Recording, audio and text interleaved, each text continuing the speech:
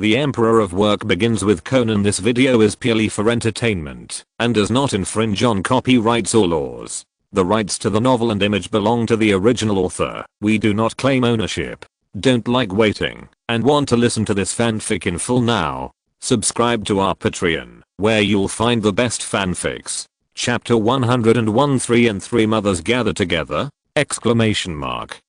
I don't think Mr. Toyama wants to join the Public Security Bureau. Before we met, I asked my friends in the Metropolitan Police Department about Mr. Toyama. Surprisingly, he has quite a good relationship with people in the Metropolitan Police Department, especially in the investigation division. He is even a formally registered informant of the police, who receives informant subsidies. So he is actually a policeman? Kudo Yukiko opened her mouth wide, totally unable to believe it. In Conan's description, Toyama Tobi is the typical villain in the movie, the kind that the protagonist only has to face at the end of the movie. How could such a person be a policeman? Kudo Yukiko even considered whether to recommend Toyama Tobi to act in a movie or something. With such acting skills, why not go to Hollywood to make a name for himself and stay in the Japanese black organization? As soon as Kudo Yusaku saw his wife's absent-minded expression, he knew that she was overthinking again.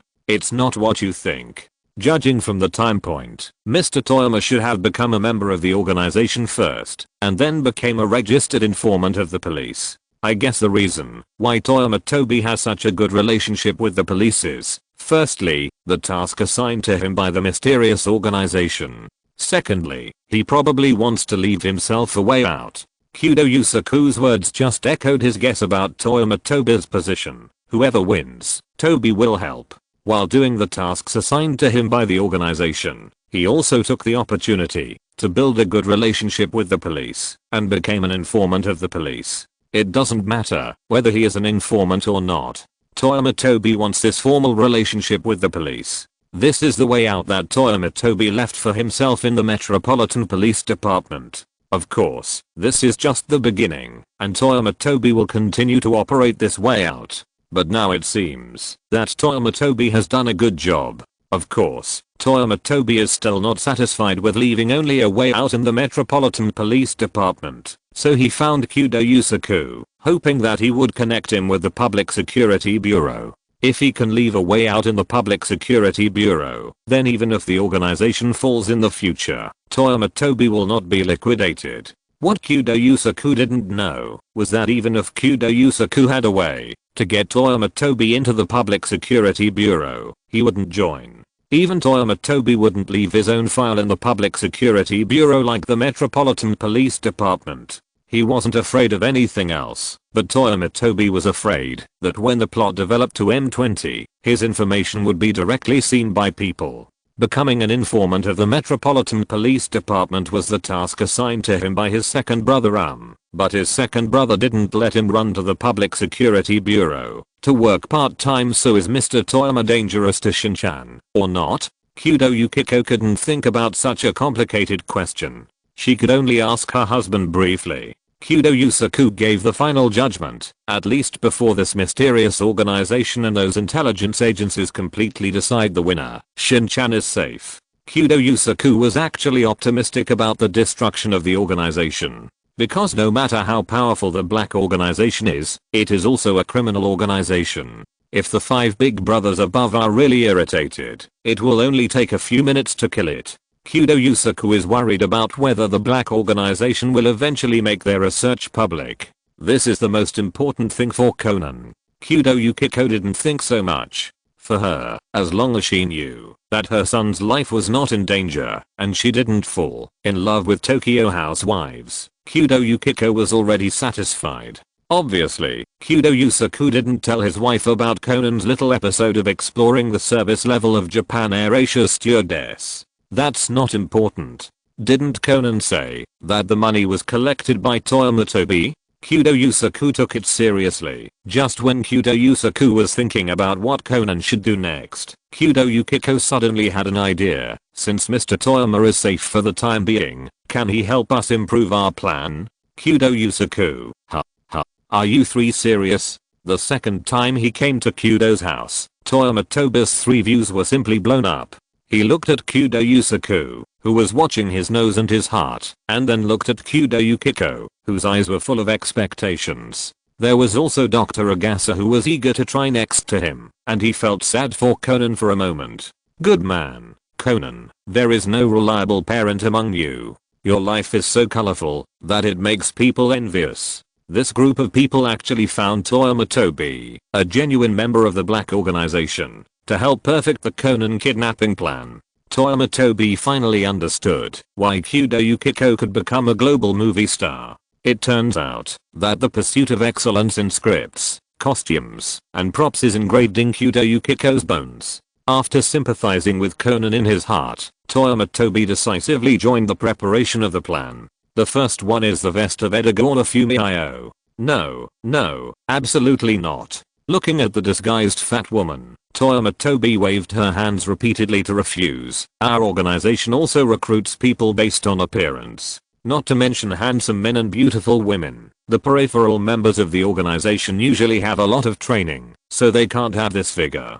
Mrs. Kudo, you know how to be hotter? As hot as Hollywood star Chris Wineyard. Yes, I understand. Kudo Yukiko nodded repeatedly. She didn't want to turn herself into an old and fat woman. Now when she heard Toyama Tobi say this, she gave her husband a provocative look and hurried away to change clothes. Kudo Yusaku, who was suddenly caught, could only shake his head and smile bitterly. Then this ceiling of reasoning was stared at by Toyama Tobi. Mr. Toyama, I have a question too. Toyama Tobi nodded. Your question is bigger than your wife's. Let's just say why. Do you think that members of the organization would wear such conspicuous masks when they go out on missions on weekdays? I think I can explain this. Kudo Yusaku raised the mask in his hand and said, this mask is. It is the iconic mask of the character Dark Knight Baron created by Mr. Kudo. Mr. Kudo, I'm also your fan. By the way, remember to sign a few autographs for me later. Toyama Tobi interrupted Kudo Yusaku and invited Kudo Yusaku to sign. I know Mr. Kudo wants to test Conan's psychology, but please believe me that Conan has now completed an evolution. If this mask appears, it will definitely be exposed. Listen to me, I will ask Mrs. Kudo to make a fake face for you later. I told you that it's called a disguise mask. A magnetic royal sister's voice came from far away, and Toyama Tobi looked in the direction of the voice and was immediately shocked. What a familiar royal sister. Toyama Tobi said this not because he was familiar with all the pretty girls, but Toyama Tobi really felt that he had seen the face of Kudo Yukiko after she disguised herself somewhere. How about it? Do you think it looks familiar? Kudo Yukiko raised her eyebrows proudly, and such a small action looked very special on this face. Indeed, it looks familiar. Toyama Tobi admitted it straightforwardly. Not only Toyama Tobi, but also Kudo Yusaku and Dr. Agasa raised their hands to show that they looked familiar. Kudo Yukiko was very proud. I tell you, this face is a disguise mask made with reference to myself, Chris, whom Mr. Toyama likes, and Xiaolan's mother Eri. How about it? Isn't it great? This is more than just great. Toyama Tobi's whole body is numb. Speaking of which, is Conan really ready to face this face of the three-woman organization? Progress 60%. Feeling that the body is hollowed out. Chapter 102. Don't know how to play a bad guy? Just act like Yuan Shan, and then be more restrained.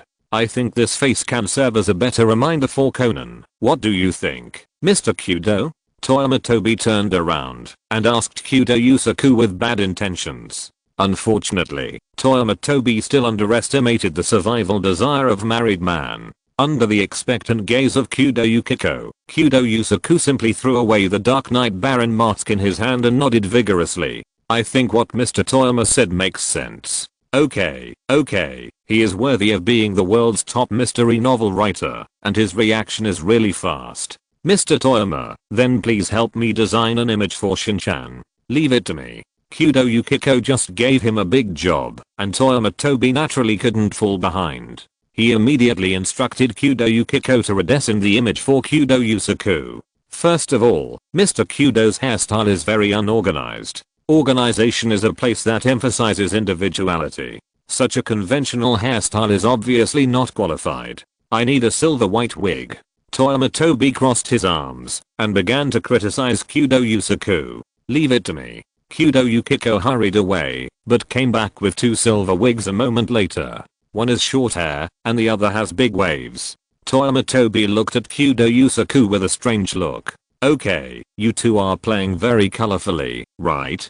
The acting skills of a world-class famous movie star are all used in life, right? Kyudo Yusaku coughed dryly to prove his innocence.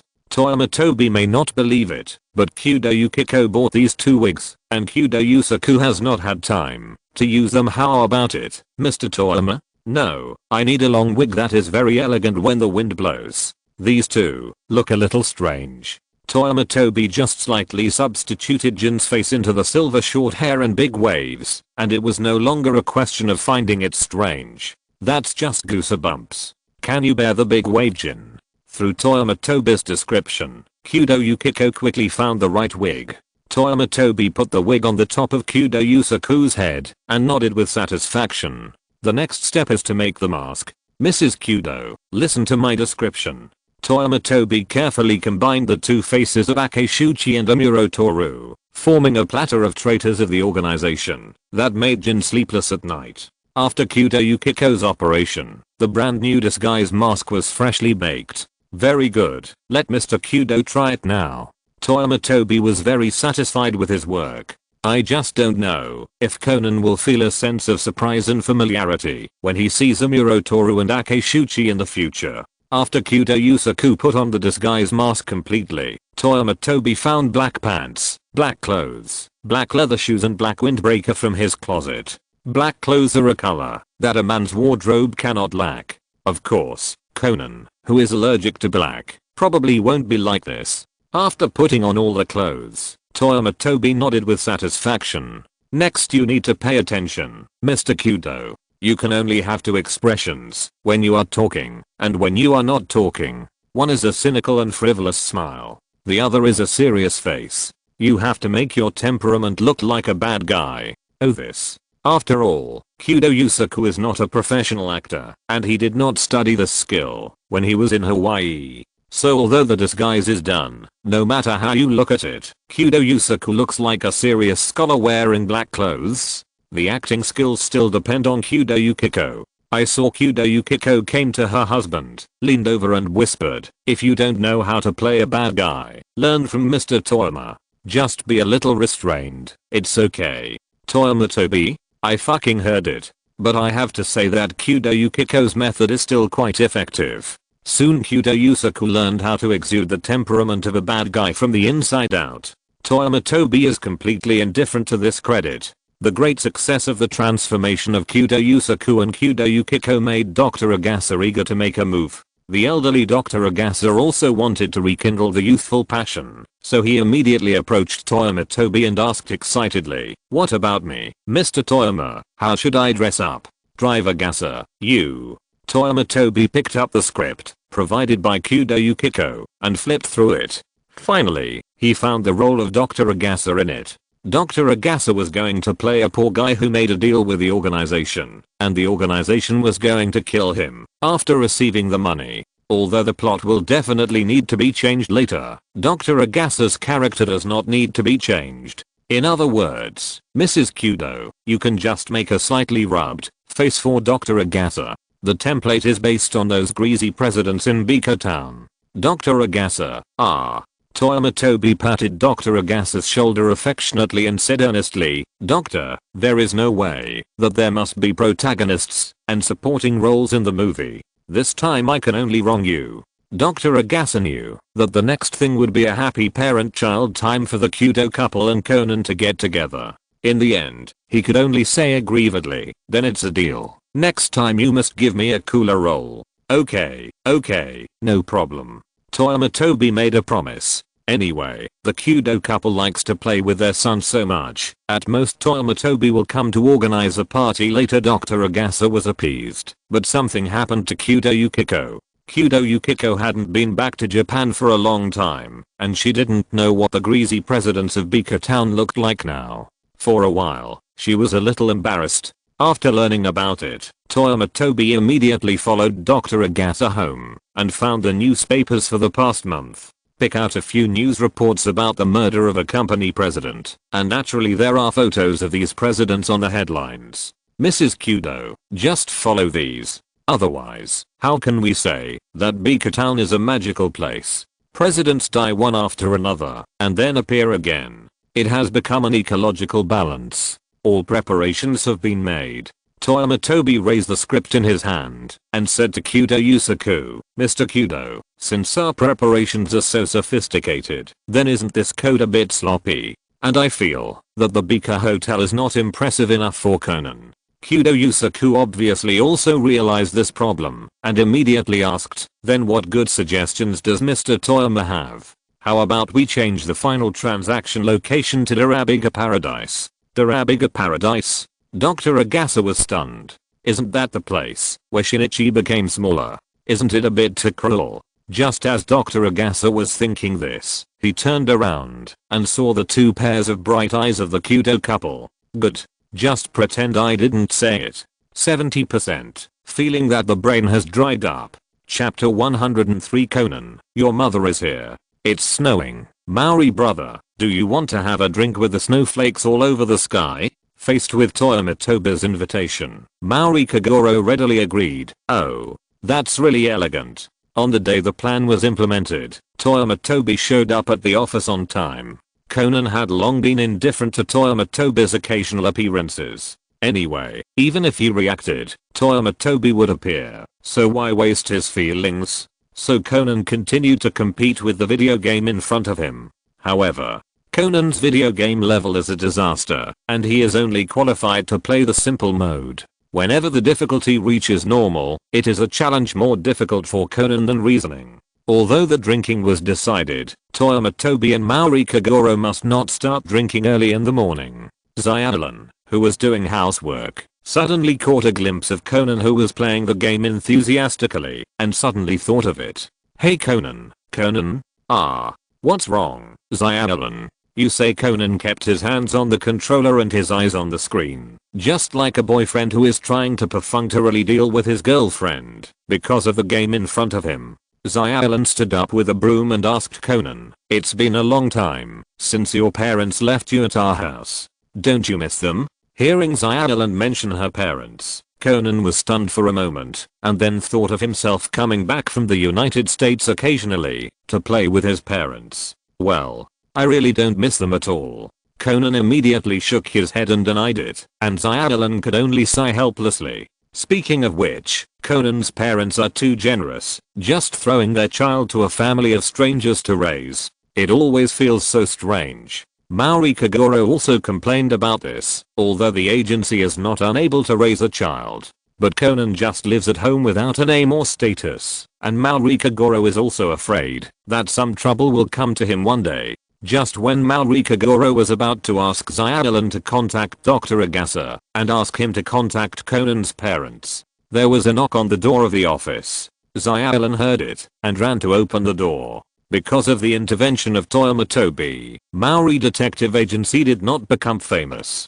Although the business is better than before, it is really limited. This can also explain why Xiaolin is so active to the potential customers outside the door. Running to the door of the office, Xiaolin opened the door and saw the person standing outside the door. She greeted politely first, and then a look of surprise appeared on her face. After a moment, Xiaolin turned back and shouted to Conan in surprise, Conan, Conan is here. Conan, what? Your mother is here to pick you up. Conan Maori ran stepped aside slightly, and then a hot young woman walked in happily. Seeing Conan on the ground, he excitedly rushed up and bumped into someone with the ball. Conan, mom is here. To pick you up you must be lonely by yourself. The pure oil sister voice can make every innocent boy who hears this voice blush. Xiaolin stood at the door with an aunt's smile on her face. Maori Kagoro, who usually has no resistance to beautiful women, frowned at the person who came. That's not right. Shouldn't Maori brother start to be crazy about him at this time? Just like Sanoko saw a handsome guy. What's wrong? Is there anything wrong with Maori brother? Maori Kagoro was frightened by Toyama Tobi's words and shook his head hurriedly. Nothing is wrong. It's just that the appearance of this lady reminds me of someone I know. Otherwise, why do we have to talk about CP, and we have to CP such as Maori Kagoro and Kisaki Eri? Although Kisaki Eri's face was disassembled into pieces by Kudo Yukiko, some familiar element still made Maori Kagoro recognize it at a glance. I can only say that Conan is really not good. At this moment, Toyama Tobi has already discovered that the appearance of Kudo Yukiko makes Conan's face full of horror. Although Conan just wanted a mother to fall from the sky in his heart, but this mother really fell from the sky, and Conan was left with only horror. Conan's performance made Toyama Tobi shake his head, saying, "Why are you hanging your face? This face in front of you is made by your three mothers, and it's at such a critical moment. At this time, Conan, shouldn't you be grateful for the greatness of maternal love?" Regardless of whether Conan dares to move or not, Toyama Tobi is quite moved. Toyama Tobi wiped the tears from the corners of his eyes gently and smiled embarrassedly at Maori Kagoro's puzzled eyes. "Alas, the greatness of maternal love really moved me. Maori brother, please forgive me, please forgive me." Maori Kagoro immediately understood and hurriedly comforted him. I can understand. Brother Toyama, this scene moved me too much." Conan, who was maliciously held in the arms of Kudo Yukiko, looked helplessly at the two useless men behind the office desk. "No, what are you two moving here? This is obviously not my mother. Look at my reluctant expression." Conan used all his strength to struggle to get out of the two balls. As soon as he got out, Conan hurriedly pushed Kudo Yukiko away and then turned on the filial piety mode. "No, this woman is not my mother at all." "What?" Maori Ran looked at Conan and Kudo Yukiko in confusion. Obviously, the eyebrows and eyes of the two people are very similar. Why would Conan deny it? Kudo Yukiko, who had expected this scene, slowly stood up and looked at Conan with an apologetic look. Then she took out a business card from her handbag. "My name is Edagora Fumio, and I'm indeed the biological mother of this child. There is nothing wrong with this." Not only Maori Kagoro can hear and see nothing wrong with this, but also Toyama Tobi. Now even if the lie detector is brought over, this woman is still Conan's mother. Conan hurriedly winked at Toyama Tobi. "Brother, I don't know what's going on with Uncle Maori and Xiaolan. How can you not know? Someone is stealing your business." As expected, Toyama Tobi stood up and said, "Ms. Edagora, although you said so, I still want to ask you a question. In addition to this business card, do you have any evidence to prove that this child is your son?" Toyama Tobi and Maori Kagoro looked at each other and said, "To be honest, we have never seen the biological parents of this child. So we need to confirm it. Please forgive me." "Awesome." Seeing Toyama Tobi say this, Conan cheered wildly in his heart. At the critical moment, it was Toyama Tobi, a member of the Black Organization, who saved him. Conan's heart was extremely complicated at the moment. Even his expression became strange. Next, Kudo Yukiko's action directly caused Conan's brain to crash. Kudo Yukiko took out documents from her handbag calmly. While taking them, she said, "Speaking of which, I have contacted Dr. Agasa in advance when I came to pick up Conan this time. You can contact the doctor to confirm, and then there are these things. Here are Conan's birth certificate, household registration certificate, and Conan's transfer procedures in his previous school. It is to prevent such misunderstandings that I have brought all these things that can be used." At this moment, Conan's expression became more and more terrified. No, Edagora Conan is just a name he made up casually. How could he have these identity documents? He is an illegal resident. Thanks to Jail Lebiwan for the reward of 80%. The dawn of victory is in sight. Chapter 104. Come on, put some good drugs in Conan's mouth. Speak up, big brother, speak up. You said these documents are all fake. Conan looked at Toyama Tobi expectantly. Little did he know that Toyama Tobi was also a part of the Kudo couple's play with their children. "Brother Maori, how is it?" Toyama Tobi put down the documents of unknown authenticity. As an outsider, he really couldn't tell the authenticity of these documents. Maori Kagoro looked at the documents brought by Kudo Yukiko and finally nodded. "Yes, the documents are all real." Xiaolan breathed a sigh of relief and looked at Conan with a smile. "Conan, don't be so naughty. When you go back with your mother later, the documents were proven to be real, which meant that the time for everyone to part was coming." Conan placed his last hope on Toyama Tobi, a member of the Black Organization. And Toyama Tobi gave Conan a lesson called backstab. Toyama Tobi carefully helped Kudo Yukiko organize all the documents and handed them to her. "Sorry, ma'am, we are just being cautious. You are indeed Conan's mother. I knew that the people of the Black Organization were unreliable."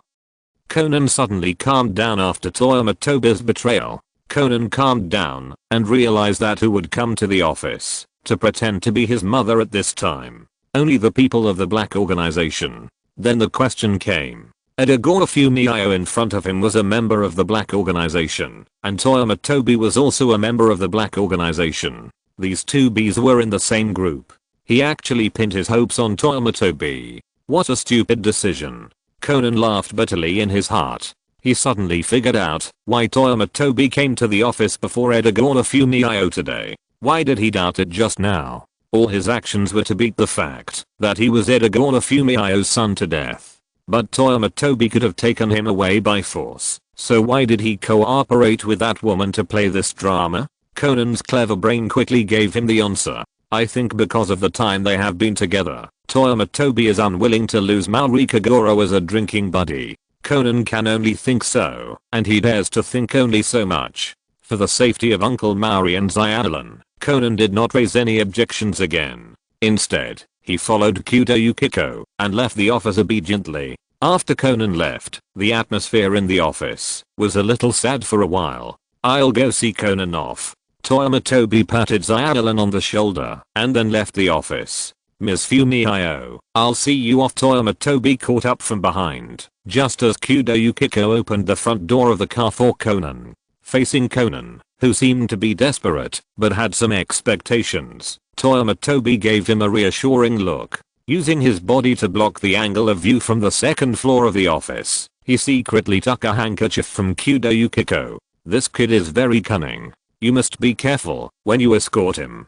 As he said this, Toyama Tobi faced Conan, whose hope had not yet been extinguished, and covered his mouth and nose with a handkerchief. In just a few seconds, Conan began to feel drowsy. "Come on, put some good sleeping pills in the mouth of Chief K." Second before Conan fainted, he heard Toyama Tobi like an old father whose child was about to go on a long journey. He kept instructing Kudo Yukiko. "The watch on this kid's hand is an anesthetic gun that can fire an anesthetic needle. You must be careful when the time comes. There is also a problem with his glasses." Before Toyama Tobi finished speaking, Conan fainted.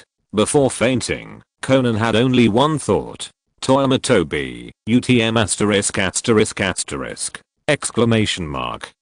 How is it? Are you asleep?" Looking at Conan, who was motionless, Toyama Tobi asked. Yukiko Kudo pulled Conan's eyelids and nodded. "He has fallen asleep. Don't worry, the anesthetic is provided by Dr. Agasa, and the effect is guaranteed." Toyama Tobi nodded. If the medicine is provided by Dr. Agasa, then there is indeed nothing wrong.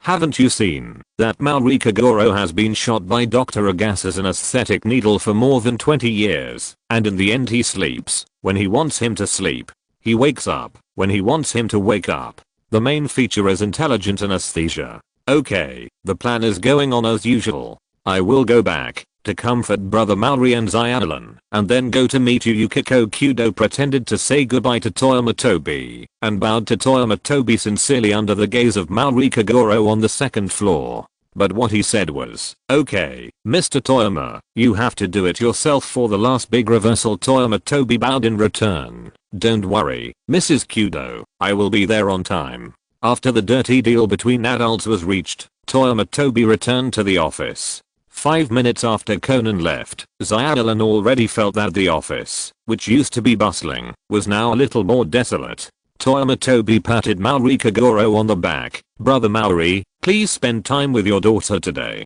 There are many times when it snows, and we can drink together next time." "I'm so sorry, brother Toyama." Maori Kagoro felt a little ashamed because he stood someone up because of his personal affairs. What is this? This must be considered a miracle in the history of medicine. In the dimness, Conan heard a voice of criticism. "Conan, who realized the current situation, did not dare to act rashly, but just listened quietly to the voice and continued. It is obviously a drug used to kill people, but some people can rejuvenate after taking it. This is really an unexpected discovery. A sound of footsteps came from far away and came to Conan. Little boy, since you are awake, come and talk. There is no point in pretending to sleep there, right? Conan opened his eyes calmly and looked into the eyes of Kudo Yusaku, who had disguised himself. At this moment, Kudo Yusaku tried his best to imitate Toyama Tobi's eyes and demeanor. This effort was finally recognized by Conan.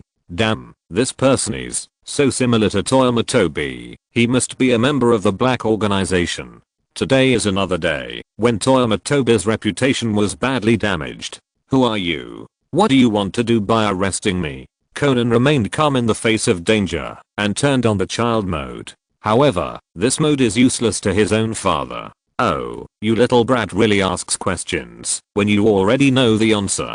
Kudo Yusaku showed a frivolous smile on his face. Don't you already know that we and Toyama Tobi are members of the same organization? Then why did you arrest me? Toyama Tobi shouldn't be so easy to talk to. Conan changed the way to continue to ask his father. Kudo Yusaku nodded with satisfaction. It seems that you know Toyama Tobi quite well, but you don't know us. The higher-ups have already discovered that you are Kudo Shinichi, and they are very angry that Toyama Tobi didn't report it. The task of arresting you was assigned to us. Toyama Tobi was assigned another task to make up for his mistakes. Guess what it is? Thanks to 698,635 QDCN for the reward. Chapter 105-11 is like you, Ran. You are going to silence her. Conan suddenly got excited. Although he was tied up, he was still struggling hard. Good job. At this time, Conan never mentioned that Maurikagoro would also be silenced. Conan was beaten by Maurikagoro on weekdays, and it was not unfair at all. Kudo Yusaku smiled hatefully at this moment, with the innocent face of Toyama Tobi. How can it be silenced? It was clearly an accidental explosion caused by the aging of the gas pipeline. Besides, it was not just the Mauri family. Kudo Yusaku's face suddenly became gloomy. Driver Gasahu provided help to you. Mauri Ran's mother, who is a lawyer. Your three little playmates who played well with each other in Teton Elementary School will be reunited down there because of various accidents. Don't worry, they won't be in pain when they leave. This is a special treatment given to you by the organization. You bunch of bastards. Conan stared at the man in front of him, trying to engrave the man's appearance in his mind. Then Conan made the weakest threat. I will never cooperate with your research. Conan's aggrieved look made Kudo Yukiko's heart in the dark burst with joy. This little look, this little expression, is just like a girl saying that you can only get my body, not my heart. Kudo Yusaku said happily, I just want to get your body. Who cares about your heart? You don't seem to understand the current situation. Kudo Yusaku waved his hand, and Kudo Yukiko hurried on stage. Kudo Yukiko held a metal box in her hand, put it on the table beside her, and opened it carefully. Yusaku Kudo pointed to the box full of test tubes and said, these are blood samples taken while you were unconscious. They will soon be sent to the organization's R&D department for further testing. So whether you cooperate or not is not very important to us. Do you know what is important, Shinichi Kudo? Conan remained silent. Yusaku Kudo did not expect Conan to interact with him, and continued, the important thing is that if you cooperate, you can live a little more comfortably in the organization. Yusaku Kudo cooperated, and made the angry Korean man's gesture. The meaning of this time was to make the Korean man angry. It was really just a little bit. But if you don't cooperate, then you will live a little more uncomfortable. The same gesture, but this time it represents the fingertip universe. Okay, I'm done here. You have a good rest. We have a small activity in the evening. Just when Conan thought he finally had a chance to be alone and find an escape route, suddenly, a familiar BIU sounded in the room. A transparent anesthetic needle pierced Conan's neck, allowing Conan to experience the same treatment as Maurikagoro. Conan, who had just woken up, could only fall asleep again in grief and anger.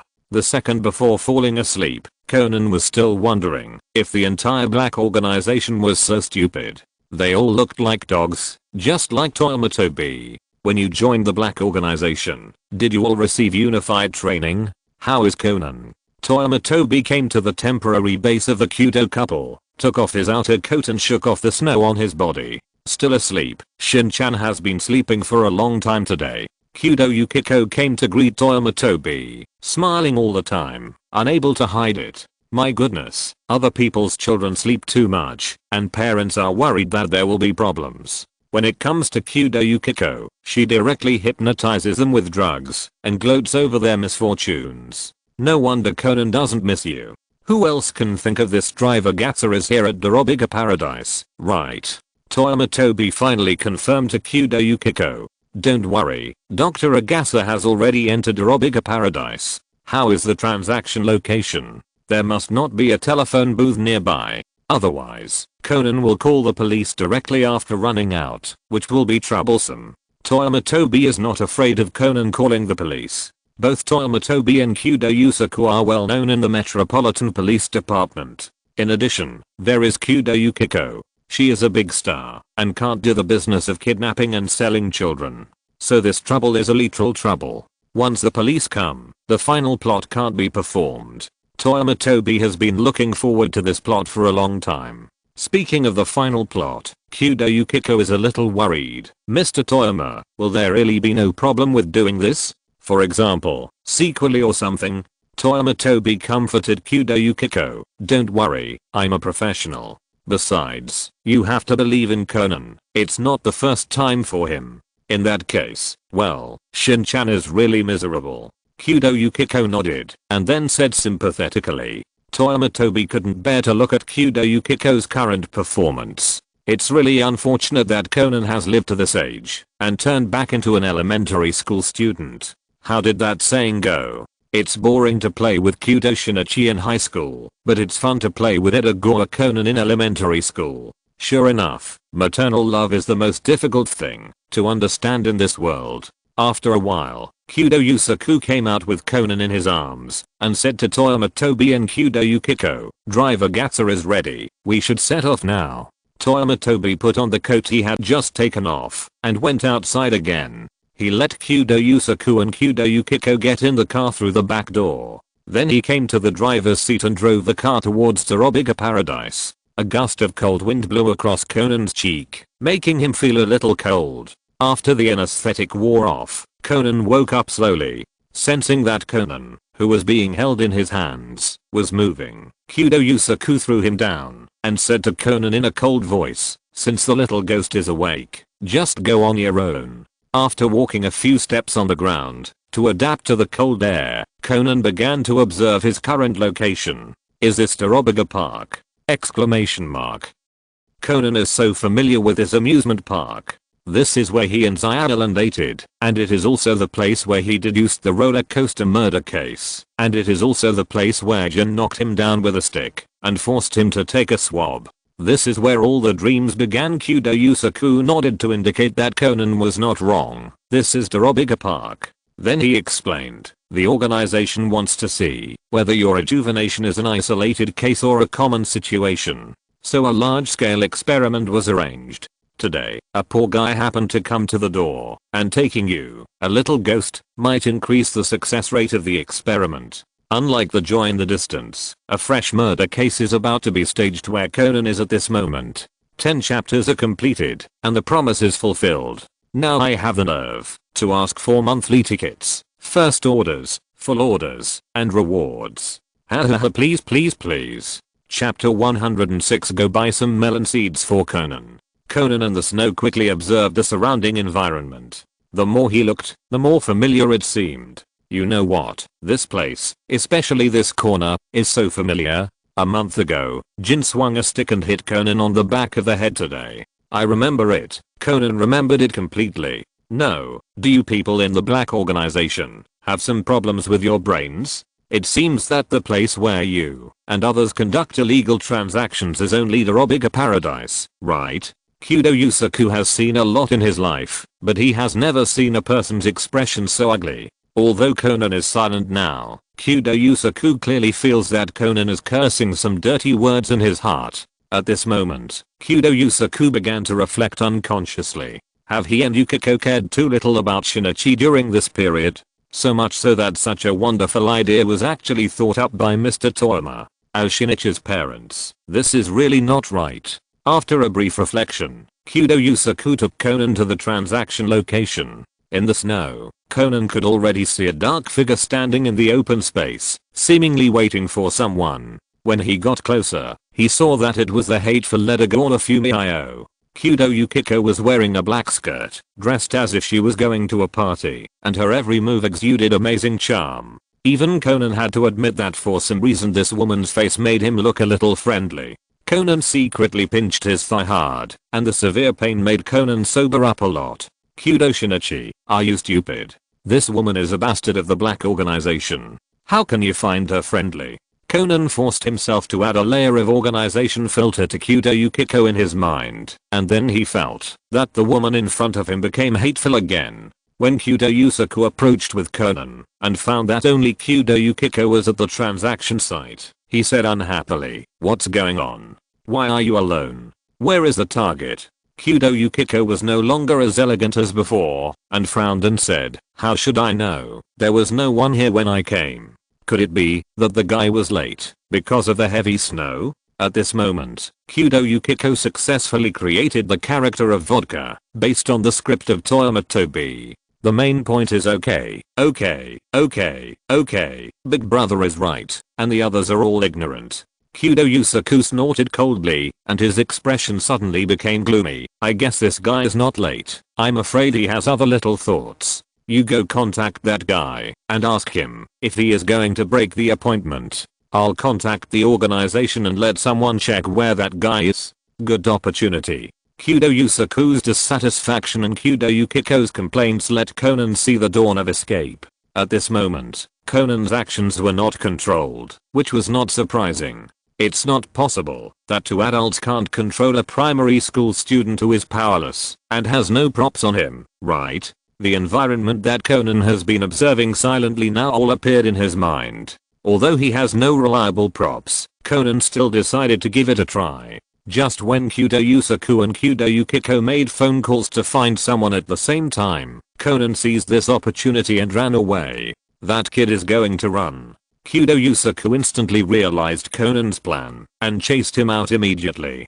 Conan, who found that Kudo Yusaku had caught up with him, changed direction urgently. Even if Conan ran 10 meters in a straight line, he would definitely not be able to outrun an adult. Only by constantly looking for obstacles and changing directions urgently can there be a glimmer of hope to escape.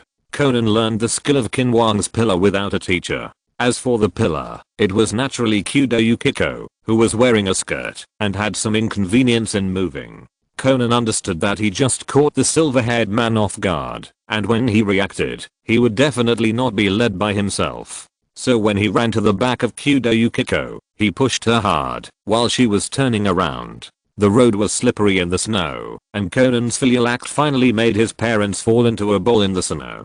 Conan saw the opportunity and hurriedly fled according to the planned route. He didn't notice that the two people who should have stood up and chased him did not get up in a hurry. Instead, they watched Conan leave in the wind and snow. After Conan was completely far away, Kudo Yukiko was supported by Kudo Yusaku and stood up and said unhappily, "Zyadaxin is really, he doesn't know how to be gentle with women. By the way, husband, Zyadaxin shouldn't be able to see that we were letting him win just now, right?" Kudo Yusaku shook off the snow on his body and chuckled. He probably doesn't realize it now, but he may find some flaws after he calms down.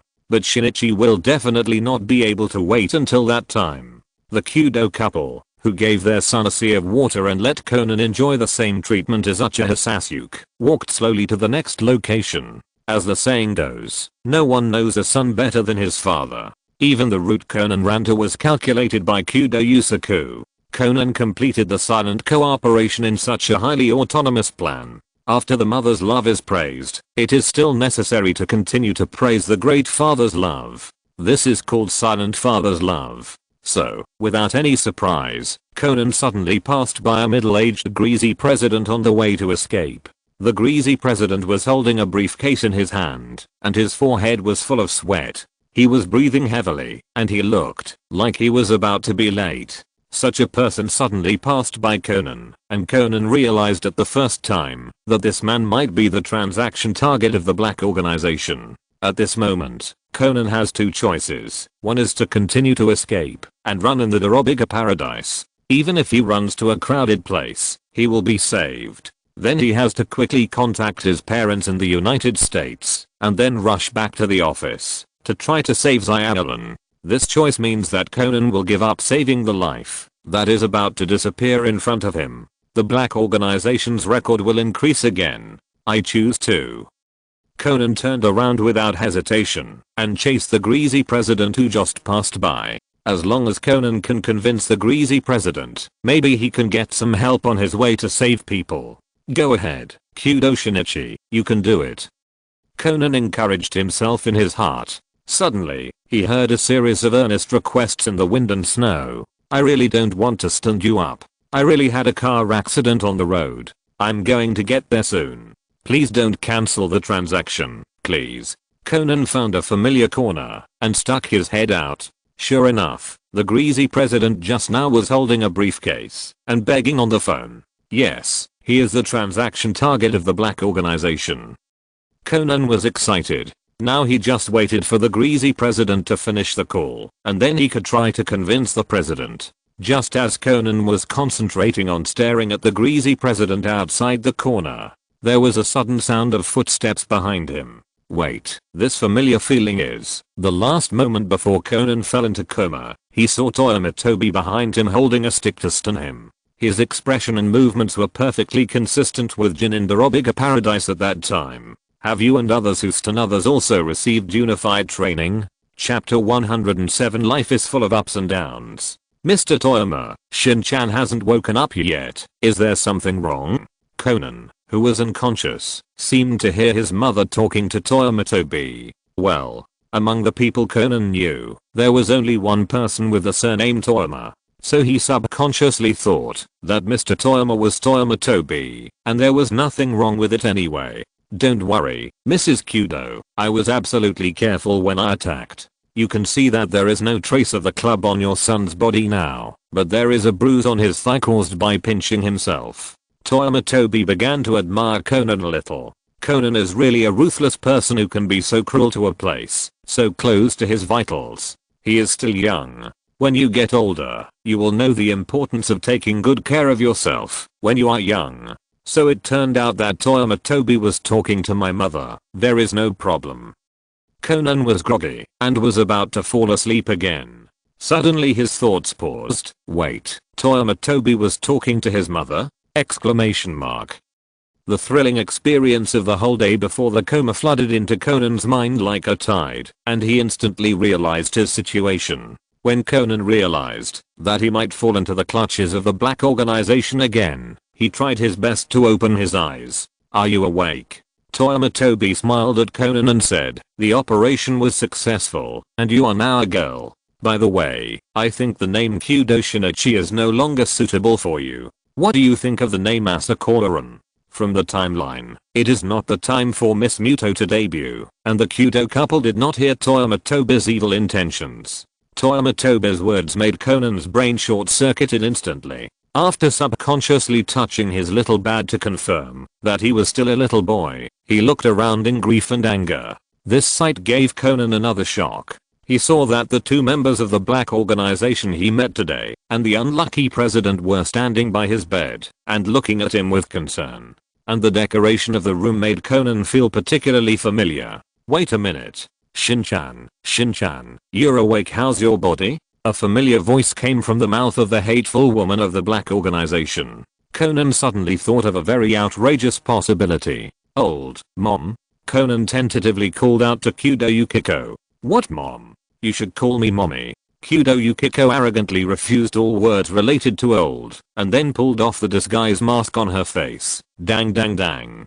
How about it? Are you shocked? Shin-chan, I told you that I was your mother when I was in the office. Why didn't you believe it? It really makes your mother sad. Kudo Yukiko was adding drama to herself. completely ignoring Conan's expression that was about to be played to pieces. Conan turned his head to the silver-haired man of the black organization. Since the hateful woman is a mother, then you are. Of course it's me. How about Shinichi? My acting skills are okay. Conan finally looked at the greasy president. Please don't be Dr. Agasa. Conan didn't want none of his elders to be reliable. But things didn't go as planned. Dr. Agasa noticed Conan's gaze and immediately took off his mask to take credit for Conan. How about Conan? I acted very well too. You really are. Conan was filled with grief and anger. How could he not know at this time that he was being played by his parents again? Conan couldn't open his mouth if he wanted to curse. After all, one is his own mother, the other is his own father, and the other is a doctor who has watched him grow up since he was a child. If he wanted to vent his anger, Conan looked at Toyama Tobi standing beside him with a smile, and he was even more sad. He really couldn't beat this. At this moment, Conan suddenly found a blind spot. Isn't Toyama Tobi a member of the black organization? How did he get together with his parents? Could it be that? Conan looked at Kudo Yusaku speechlessly. Could it be that Mr. Toyama is also your friend? In order to save Conan's dignity and prevent him from being so miserable, this question was answered by Toyama Tobi himself. Don't worry, Conan. I didn't know Mr. Kudo before he returned to Japan, and I'm indeed an official member of the organization. Toyama Tobi said to Conan very seriously, and then gave him a meaningful look. You little guy, just think about it. Think about why your father and I, a formal member of the organization, are in peace. Conan was indeed led astray by Toyama Tobi, and the look he gave to Kudo Yusaku was as if he was accusing him of recognizing a thief as his father. Toyama Tobi, who didn't know that he had received a super-generational promotion, knew that the Kudo couple must have a lot to say to their son. Since the stage of playing with their son has passed, it is obviously time for the family of three to reminisce about the past. So Toyama Tobi stood up and said to the Kudo couple, then I'll go sit outside and you two can have a good chat with Conan. Kudo Yukiko immediately stood up and thanked Toyama Tobi. I'm really sorry for neglecting you, Mr. Toyama. Don't worry, we will be there soon. Seeing that Toyama Tobi was about to leave, Dr. Agasa also stood up and prepared to sit outside with Toyama Tobi. Toyama Tobi was just trying to get to know Dr. Agasa, the great inventor in Conan's world, so the two hit it off. When they left, they also closed the door for the Kudo couple. These are all very amazing inventions. Dr. Agasa, you are indeed one of the greatest inventors in the world. In the living room of Kudo's house, Toyama Tobi and Dr. Agasa were discussing the inventions of the doctor. It's more like a discussion. Dr. Agasa talking, Toyama Tobi listening, and then praising in amazement. Dr. Agasa, who usually deals with colleagues and rarely accepts flattery like Toyama Tobi, was quite pleased. For a while, he even regarded Toyama Tobi as a close friend. Generally speaking, according to the positions of the two, it is absolutely impossible to talk so happily. Who asked Kudo Yusaku to label Toyama Tobi as temporarily safe? Comparing Kudo Yusaku and Conan, Dr. Agasa would certainly trust Kudo Yusaku's judgment more. Seeing that the time was almost right, Toyama Tobi proposed to Dr. Agasa his wish of adding his two lives together. He also wants a Conan props gift pack with Conan's equipment. Which fan can refuse it? Dr. Agasa is quite generous. Seeing that Toyama Tobi is so knowledgeable, he immediately patted his chest and said that it is all up to him.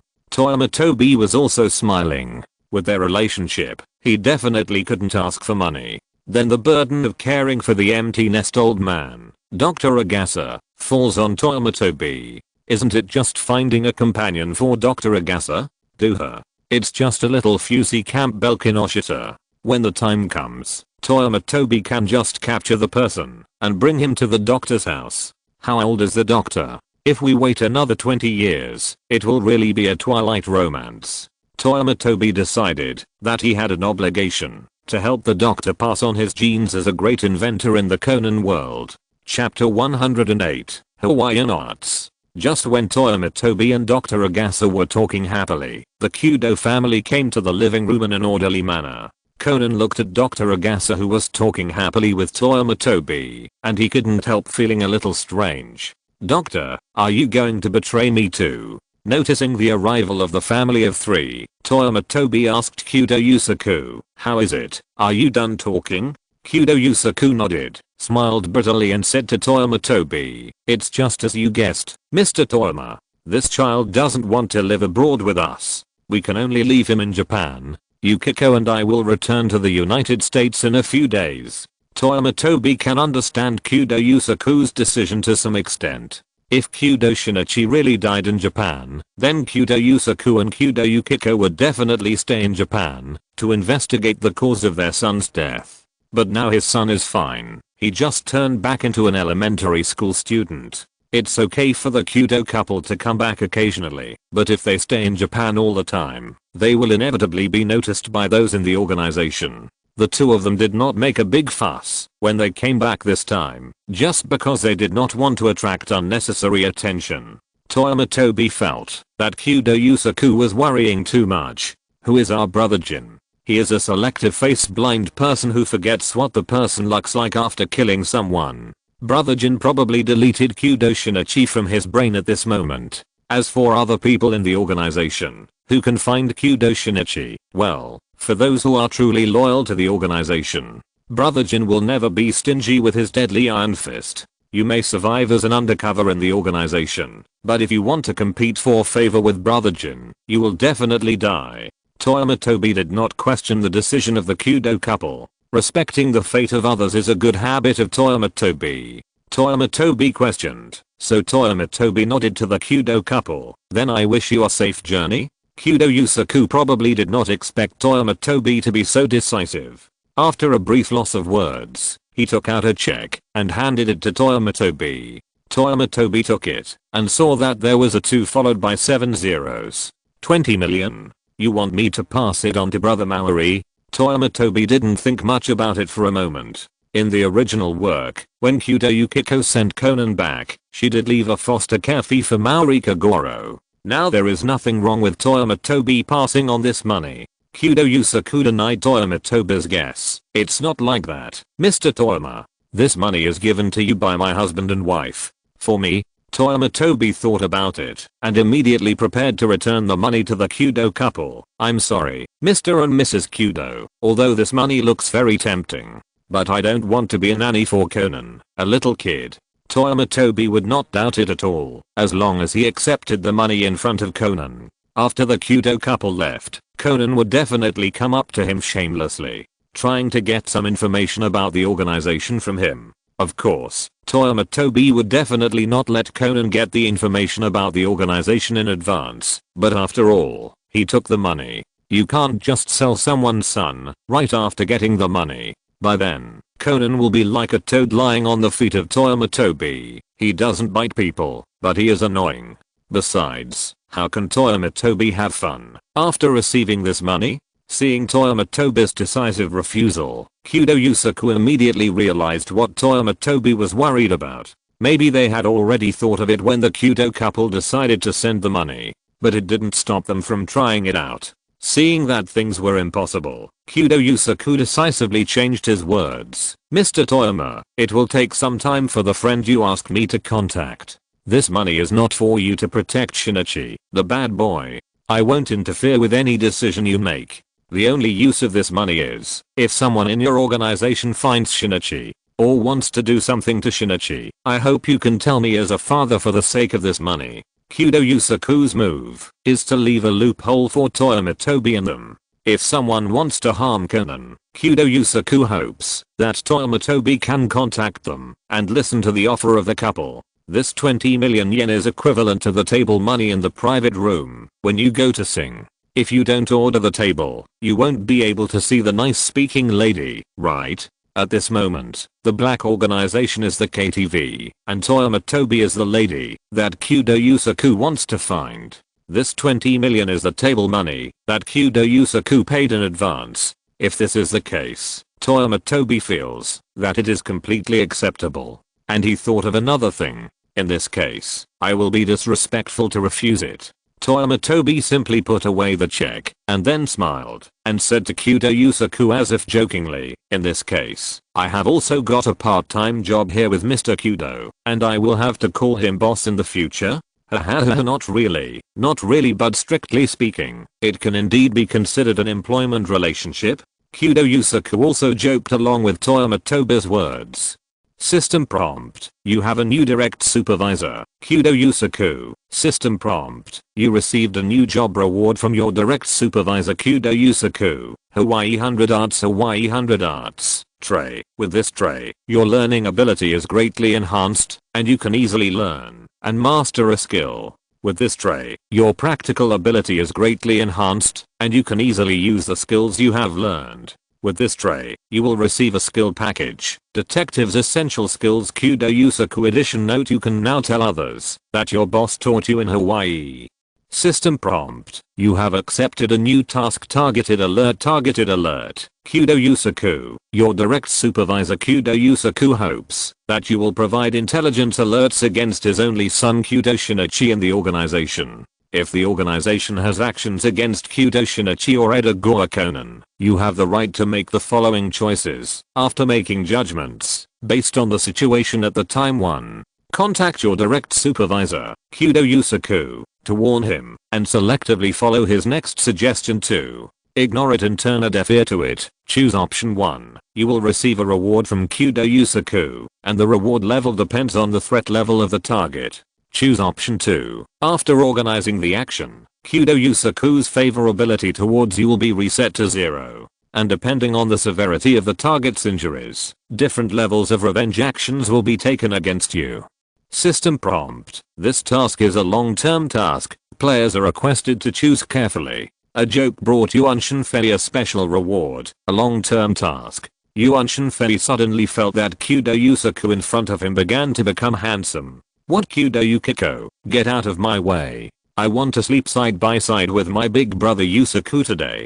Go home and cook and eat, and we will continue after we finish eating. If you're listening to this novel on a channel other than Fanfic World, it means they downloaded and uploaded it without effort. We cordially invite you to visit our channel, Mundo Fanfic Novelos. There you'll find the original version of this story, and you can explore many other novels of various genres. We're waiting for you to immerse yourself in a world of incredible novels. Chapter 109. How about the violent policeman Takagi Wataru? Toyama Tobi's plan to sleep with Kyudo Yusaku ended in failure. It was nothing else, mainly because he failed to snatch Kyudo Yukiko, this woman in the way. After declining the invitation of the Kyudo couple to stay at the Kyudo residence, Toyama Tobi returned to his own suite at the Bika Hotel. Before going to bed, Toyama Tobi made a summary of his unfinished tasks. Among them, the long-term task from the eldest brother Jin to raise funds for the organization is a long-term task, and Toyama Tobi is going to do a big job for the eldest brother in a while.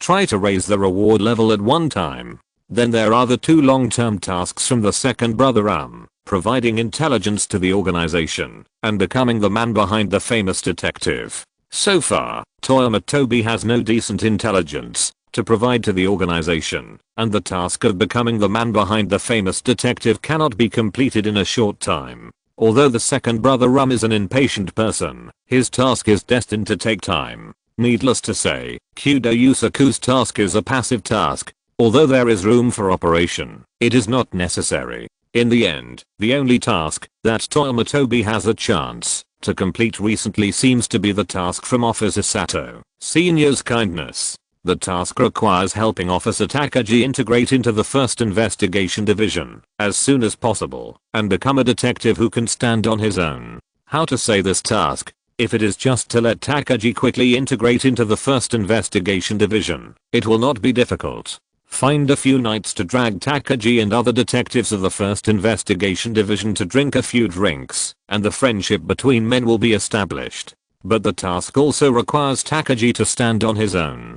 To be honest, even if the anime was serialized to more than 1000 episodes in the previous life, Takagi could not be called to stand on his own. Toyama Tobi summarized that the main reason why Takagi has not been able to stand on his own is because of Conan, the external brain. Every time Takagi needs to think by himself, Conan always happens to appear. then the distressed Takagi will be directly led by Conan. In addition, Takagi's character as a good person, the so-called good person and easy to talk to, all indicate that Takagi is a person with a very soft personality. It would be very comfortable to get along with such a person as a friend. But in the profession of criminal police, it seems a bit out of place. Thinking of this, Toyama Tobi suddenly thought of how to reform the good-natured officer Takagi. Toyama Tobi, who was lying on the bed, got up, picked up his mobile phone, found Takagi's contact information, and dialed the number. "Hello, this is Takagi. Is this Toyama? Are you in trouble again?" Takagi's slightly nervous voice came from the mobile phone. Toyama Tobi couldn't help but curl his lips after hearing it. Takagi really thinks of himself as Conan? After all, he is a normal person who is incompatible with the world. How could he have such a troublesome physique like Conan? "It's not a problem for me, Officer Takagi. I just want to ask when you are going to rest, and let's get together." The person on the other end of the phone was slightly relieved after hearing that Toyama Tobi had no trouble, and then he was puzzled. Didn't they just meet a few days ago? Is it necessary to get together? But Takagi's good nature made him not refuse Toyama Tobi's proposal, so Takagi said truthfully, "I will take a rest tomorrow, so it's okay to get together or something." "Then it's settled. Officer Takagi, see you tomorrow." Toyama Tobi simply finalized the time and place of the meeting. "By the way, Officer Takagi, remember to eat a full breakfast tomorrow morning." Takagi burped awkwardly on the co-pilot of the Aston Martin, and then lowered the car window. Toyama Tobi suggested that he eat a full breakfast last night, although he didn't know why Toyama Tobi said that. But the trust cultivated during this period still made Takagi get up early and then eat a lot. After the car drove for a while, when it was about to leave Bihua town, Takagi curiously asked Toyama Tobi, "So where are we going?" "Heido town, Heido Middle School. Go to give you a special training." Toyama Tobi answered casually. "Go to Heido Middle School to give me a special training?" Takagi slowly typed a question mark, regardless of special training or Heido Middle School. Takagi could understand these two words separately, but it seemed strange to put them together. He was Takagi Wataru, the chief of patrol in the 3rd Department of the Criminal Investigation Division of the Metropolitan Police Department. Even if he needed special training, he wouldn't have to go to a middle school for special training. What kind of special training did Toyama Tobi plan to give him? "Officer Takagi, you should like Officer Sato, right?" Toyama Tobi asked casually, after noticing Takagi's psychological activities at the moment. Just this sentence made Takagi jump up, and then his head hit the roof of the car heavily. "How did you see? How did I see?" Toyama Tobi laughed dumbly. "You are too obvious, Officer Takagi. Since the first time we met, you often peeked at Officer Sato at your desk. You don't think that no one noticed your peeking, do you?" Takagi suddenly thought of a very scary possibility. "You mean Officer Sato noticed it?"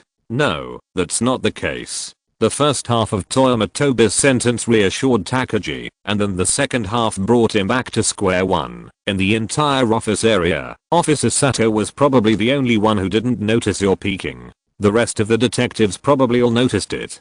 To be honest, Takagi is a talented guy. Not long after he entered the investigation division from the local police station, he was honored as the key target of the Sato Miwako defense line, and he himself didn't know it. It can be said that Takagi's secret love is deafening. Except for the object of his secret love, everyone else can see it clearly. Toyama Tobi glanced at Takagi, who was petrified beside him, and said softly, "Speaking of which, you seem to have not seen Officer Sato's judo level. Basically, he can easily subdue an armed gangster with his bare hands. Officer Takagi, if you want to be with Officer Sato."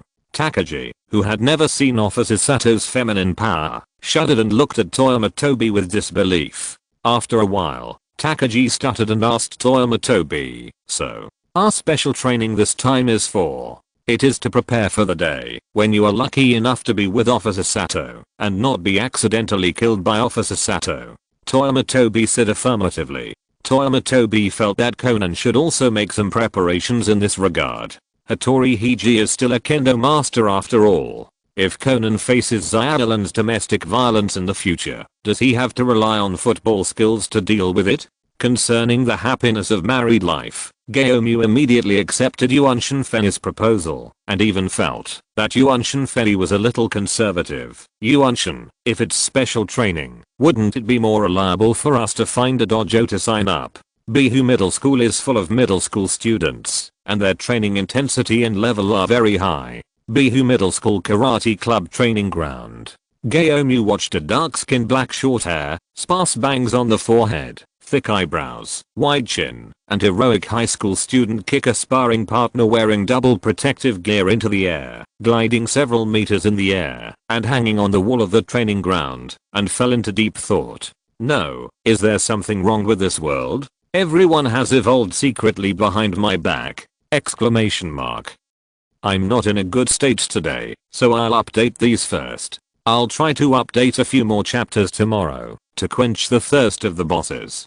Chapter 110, The Saiyan's Exclusive Noble Phantasm. At the karate training ground of Heido Junior High School, Kyagoki Makoto, who was training with his useless teammates, noticed the two uninvited guests at the door. The duo of Toyama Tobi and Takagi also made Kyagoki Makoto feel a little uncomfortable. The warrior's intuition told Kyagoki Makoto that the young man in black clothes didn't look easy to mess with. He didn't look like a good person. But Takagi next to him was different.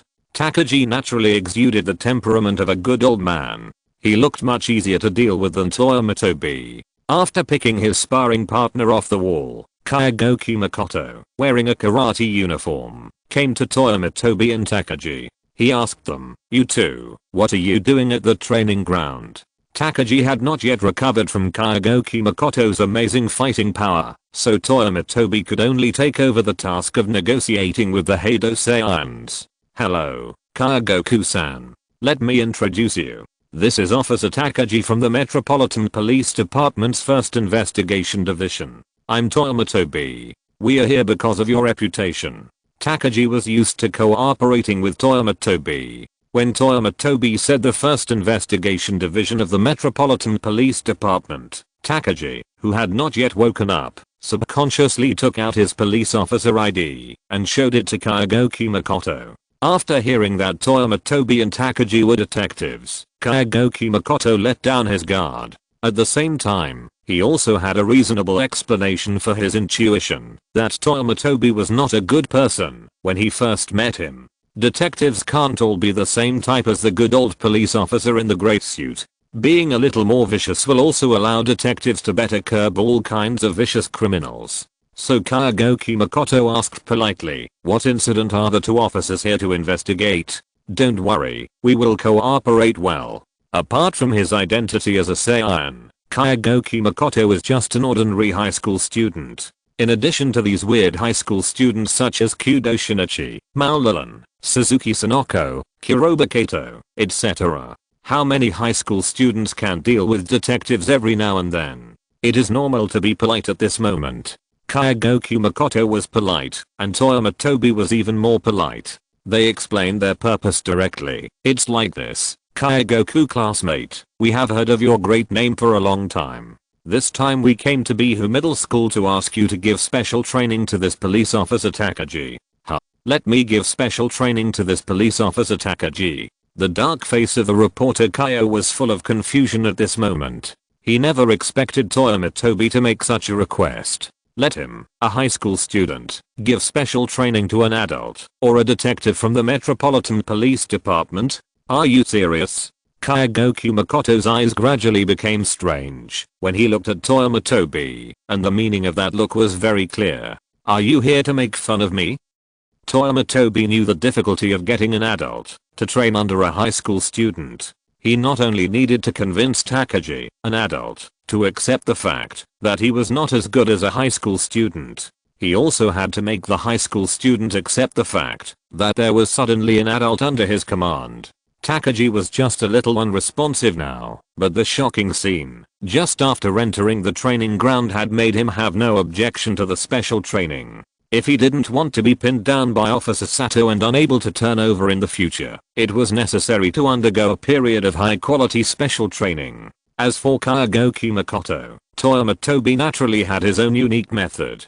Toyama Tobi said to Kyogoku Makoto sincerely, "It's like this. Officer Takagi belongs to the 3rd Division of the Metropolitan Police Department's Investigation Division. You may not know much about his business. Let me put it this way. Officer Takagi's daily patrol area is mostly concentrated in Biko Town. There are several middle schools in the Biko Town area, such as Teton High School. In order to better protect the high school students in the jurisdiction, Officer Takagi urgently needs to improve his martial arts value. Even so."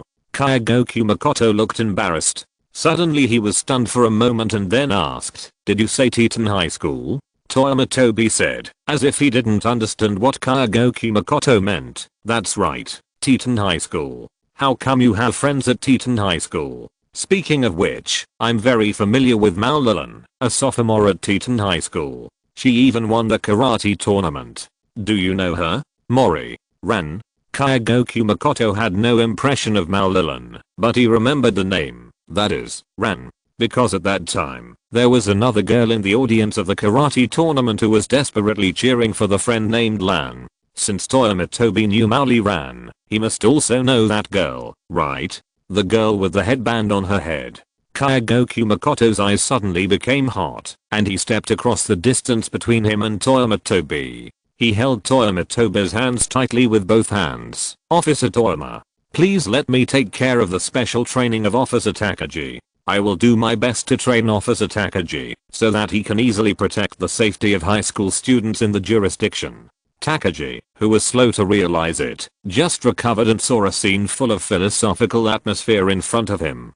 Takagi has long been accustomed to Toyama Tobi's good popularity. It can be said that Toyama Tobi has countless pairs of wings in the first investigation, and Takagi himself is just one of them. But for some reason, Takagi always has some not so good premonitions in his heart at this moment. It seems that the sixth sense in the dark is reminding him that, if he doesn't leave now, he may face a very terrifying situation. "Oh, my brother Toyama saved my life, how can he harm me?" Takagi thought. Then Toyama Tobi reached a pie deal with Kyogoku Makoto. "Officer Takagi, you have to stay here for special training. I spent a lot of favors to help you."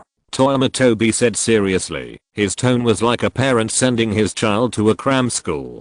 "Don't worry, Toyama. I will definitely make you look at me with new eyes." Takagi, who still didn't realize the seriousness of the problem at this moment, nodded fiercely.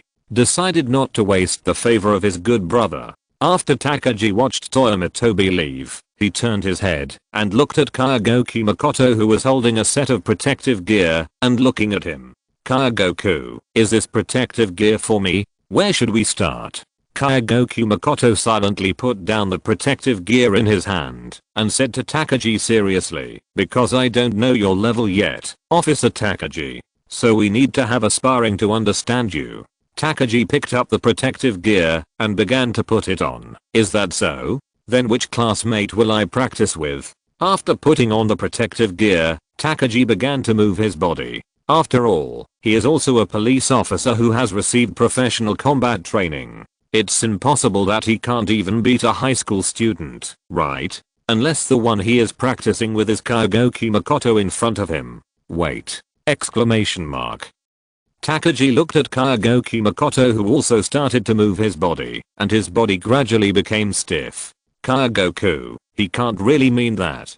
Kyogoku Makoto saw that Takagi had finished warming up, so he said to Takagi seriously, "Yes, I'm the one practicing with you. Officer Takagi, please rest assured, I'm still able to withstand blows, and you don't need to hold back when practicing." Takagi, Now it's not a question of whether I hold back or not. Can you be a little gentler when you practice sparring later? The clever Gaomu has already started searching the training grounds, trying to find out which wall in the training ground is more comfortable to lie on. Chapter 111, Straight Sticks Beside the Rapeseed Field. As we all know, the timeline of the entire Conan world has been completely messed up after Jin's big brother's blow. It's common for today to be Children's Day, tomorrow to be Valentine's Day, and the day after tomorrow to be Christmas. The disadvantage of the chaotic timeline is that Toyama Tobi has to check the calendar every day to know what day it is. But the advantage is that up to now, the salary from the organization has not been paid on time for a month. Of course, this is a good thing for Toyama Tobi, because within 30 days, Toyama Tobi has received 8 salary calls from the organization at most. It was not until he experienced this kind of paradise for workers that he understood why Gin had to work overtime all day. If Gin didn't work overtime, the organization might go bankrupt because of paying salaries to its members. This timeline has a good side and a bad side.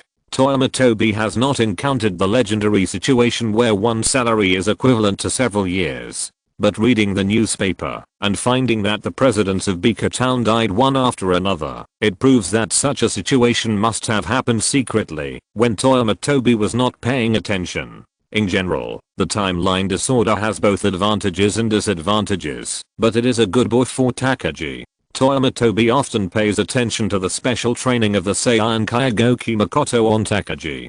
Perhaps because Takagi is talented, every time Toyama Tobi meets Takagi, he can find visible changes in Takagi. The most obvious is that Takagi's originally fitted suit now has a faint outline of muscles. In addition, Takagi's original easy-to-talk and good-natured temperament has gradually been replaced by a capable and sharp one. It can be said that from the appearance alone, Takagi does look like the elite detective in movies and TV series.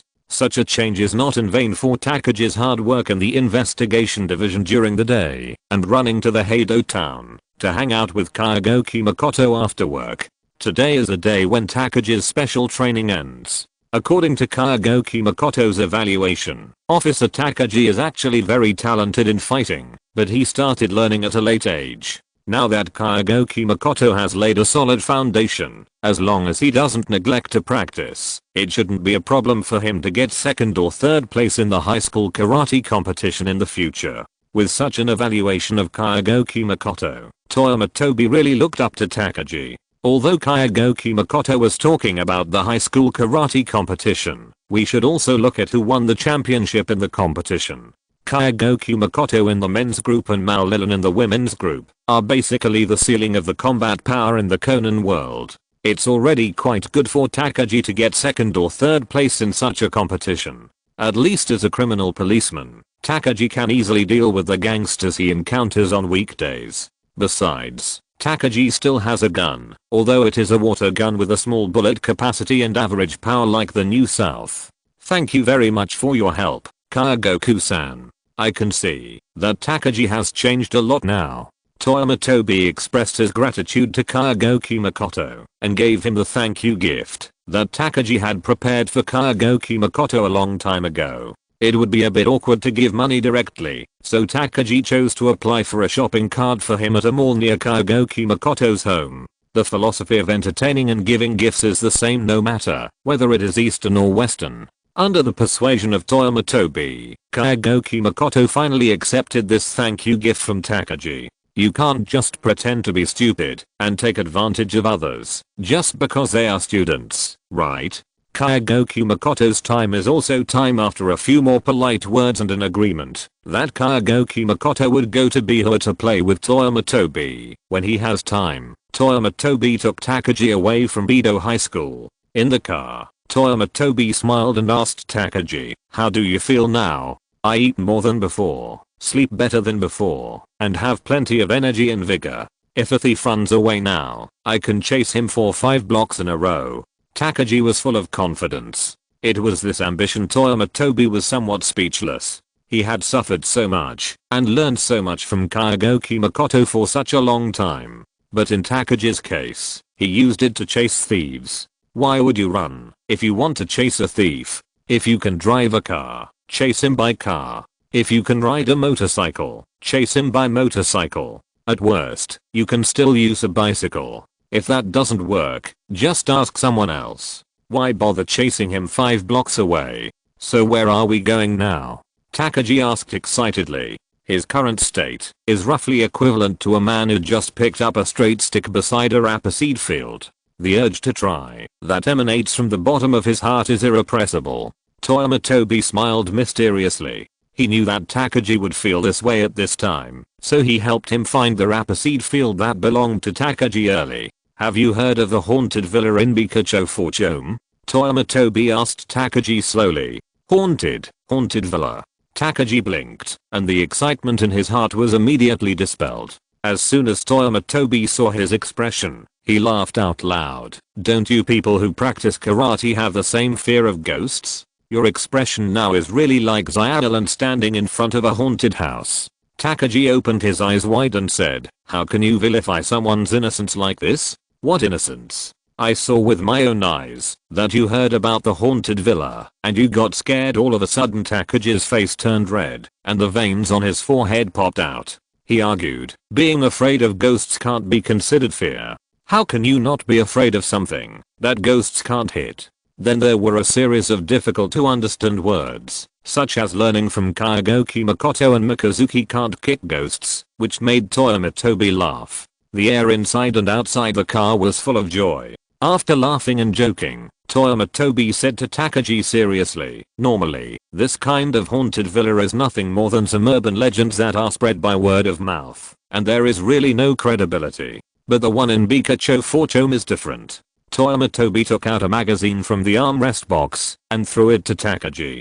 The folded part of the magazine happened to be a reporter's interview about the haunted villa in Bikacho. The reporter interviewed more than one family around and summarized their opinions and published them in the magazine. After Takagi read it for a while, Toyama Tobi asked casually, how is it? What did you find out? Takagi frowned as he read the magazine carefully. After reading these magazines, he did have a hint of inspiration in his heart, but he always felt something that he couldn't grasp. It was like a dull pain in his stomach, but he couldn't feel relieved when he rushed into the toilet.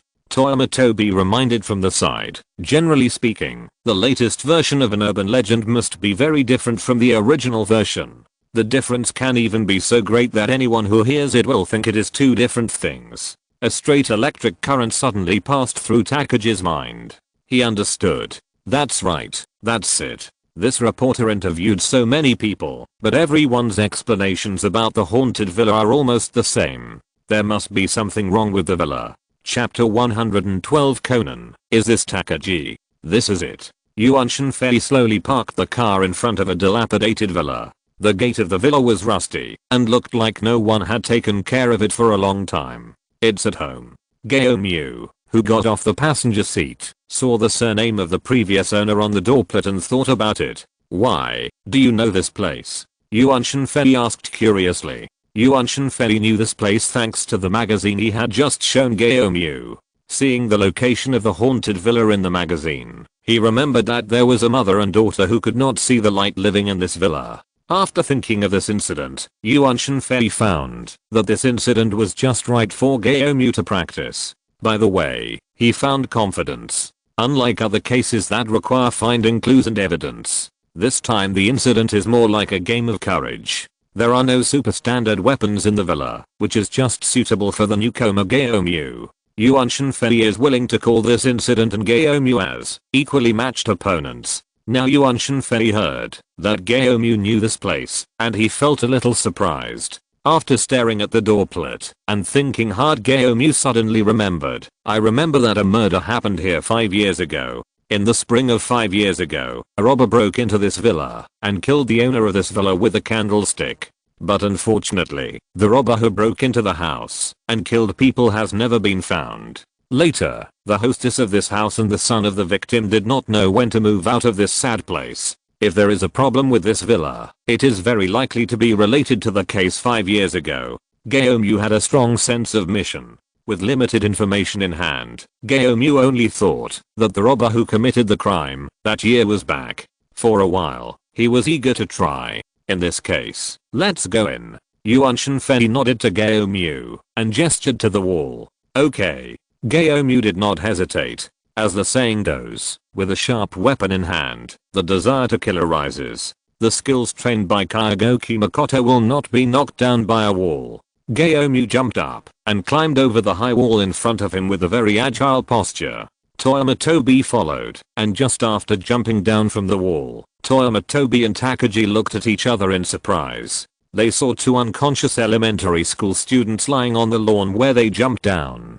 Takagi felt that these two elementary school students looked very familiar. These two children should be called Kojima Genta and Tsuburaya Mitsuhiko, right? Takagi asked Toyama Tobi beside him for confirmation. Although Takagi's tone was questioning, he did recognize these two unlucky guys at a glance, putting themselves in danger again and again. The White Give group has become quite famous in the investigation division. Many old detectives with children have vowed that, if this was their own child, they would definitely break their child's legs for such a suicidal method. Although the legs were broken, it would at least stop them from committing suicide, right? Judging from the current situation, these two little ghosts should have successfully completed another suicidal action. Yes, it's them. Toyama Tobi nodded.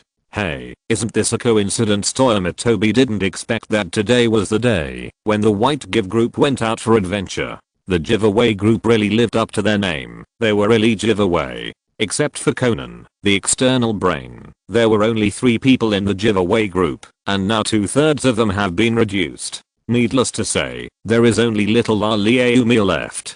Are you kidding me? The professional hostage takers? Takagi quickly realized the seriousness of the problem and said to Toyama Tobi seriously, I remember that the last time these elementary school students went back to the police station, they were 3 together. Does that mean? Takagi looked up at the dilapidated villa in front of him, which looked quite gloomy due to the weather.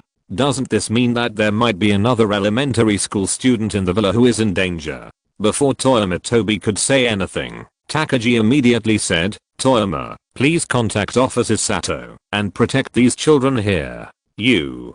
Before Toyama Tobi could finish his words, Takagi interrupted him. I'm going to go in and rescue the other child. Please, Toyama.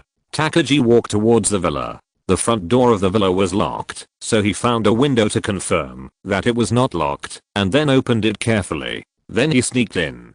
Toyama Tobi looked at the impatient Takagi helplessly. He originally planned to tell Takagi that there might be more than one elementary school student inside. But since Takagi is so positive, hello, Officer Sato, I'm Toyama. It's like this. Officer Takagi and I passed by an abandoned villa. Officer Takagi felt something was suspicious, so we went in to investigate. We found 2 unconscious elementary school students on the grass. Yes, you guessed it right. It's Shiro, Genta Kojima and Mitsuhiko Tsuburaya. Now Officer Takagi suspects that there are other elementary school students in the villa, so he sneaked in to investigate. I'm protecting the 2 unconscious elementary school students. Okay, I'll wait for you here. The address is XX Bandy, Forchome, Bikacho, the famous haunted villa. In the villa, Conan and Yoshida Ayumi's adventure game also came to the final level. After a thrilling, in Yoshida Ayumi's opinion,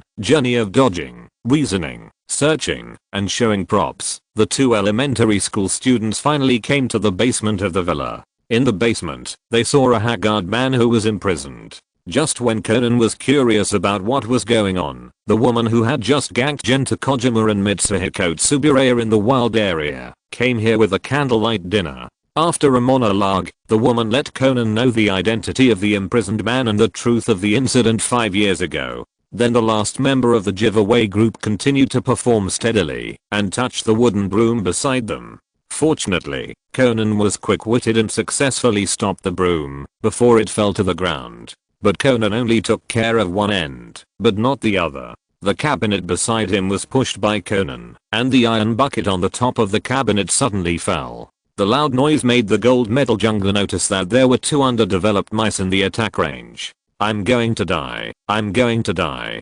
Conan touched the watch on his wrist and fell into despair. Last night, Conan happened to use the watch-shaped tranquilizer gun to make Maurika Goro, the incarnation of Conan Jinchuriki.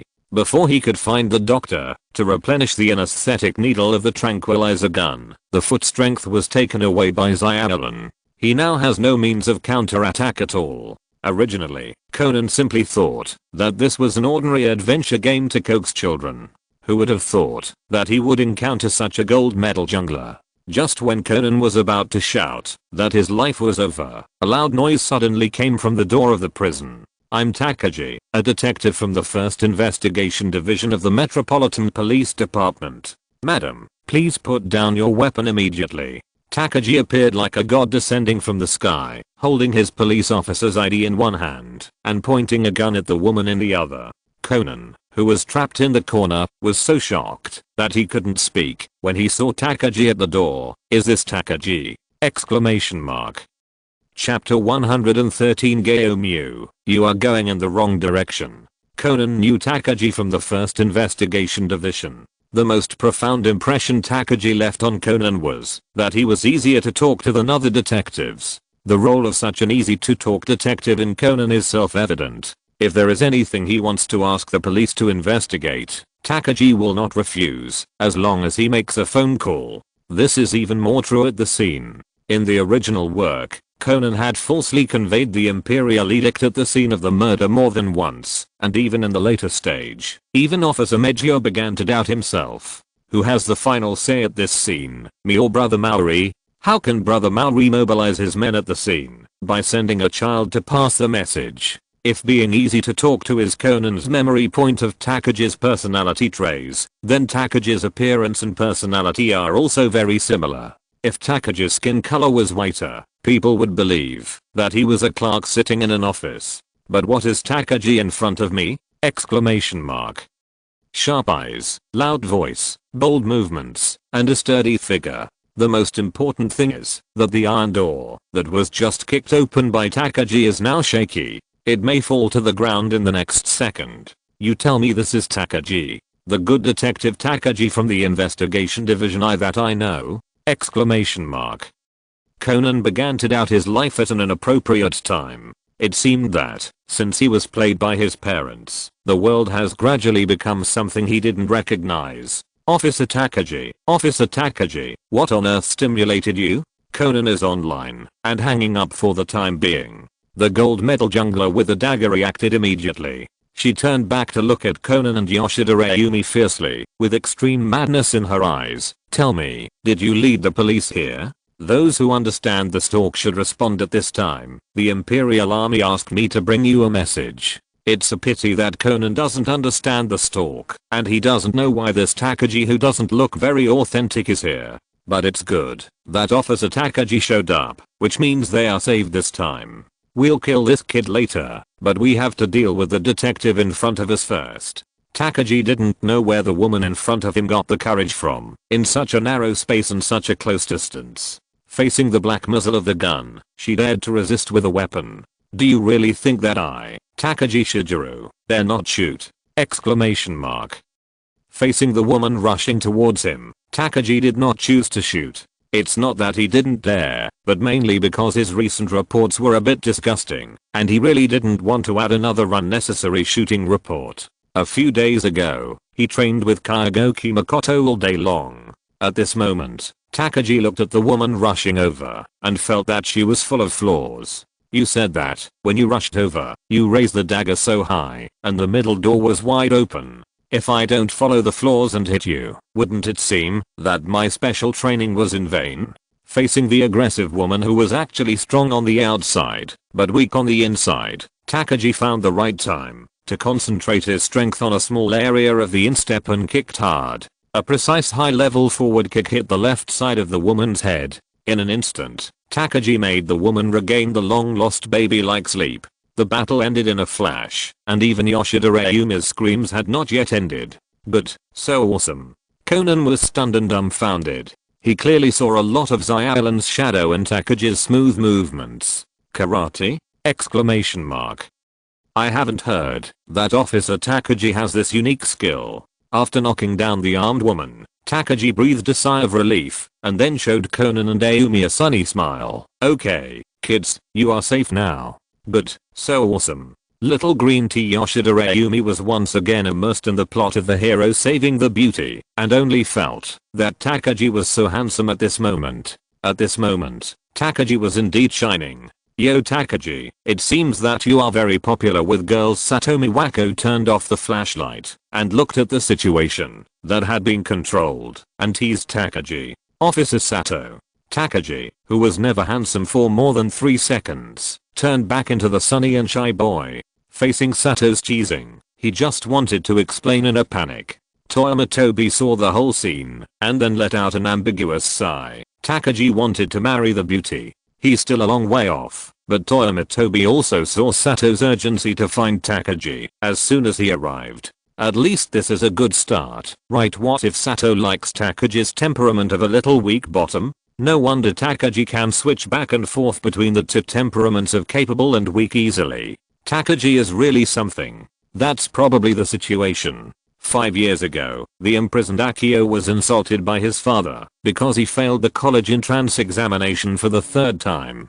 Unable to bear the humiliation, Akio smashed his father to death with a candlestick. Akio's mother disguised the scene as a robbery scene and imprisoned Akio in the basement. 5 years have passed in a flash. As for the so-called urban legend, it was because people around happened to encounter Akio's mother who was acting sneaky. That's how the rumor of the haunted villa in Bika Town spread.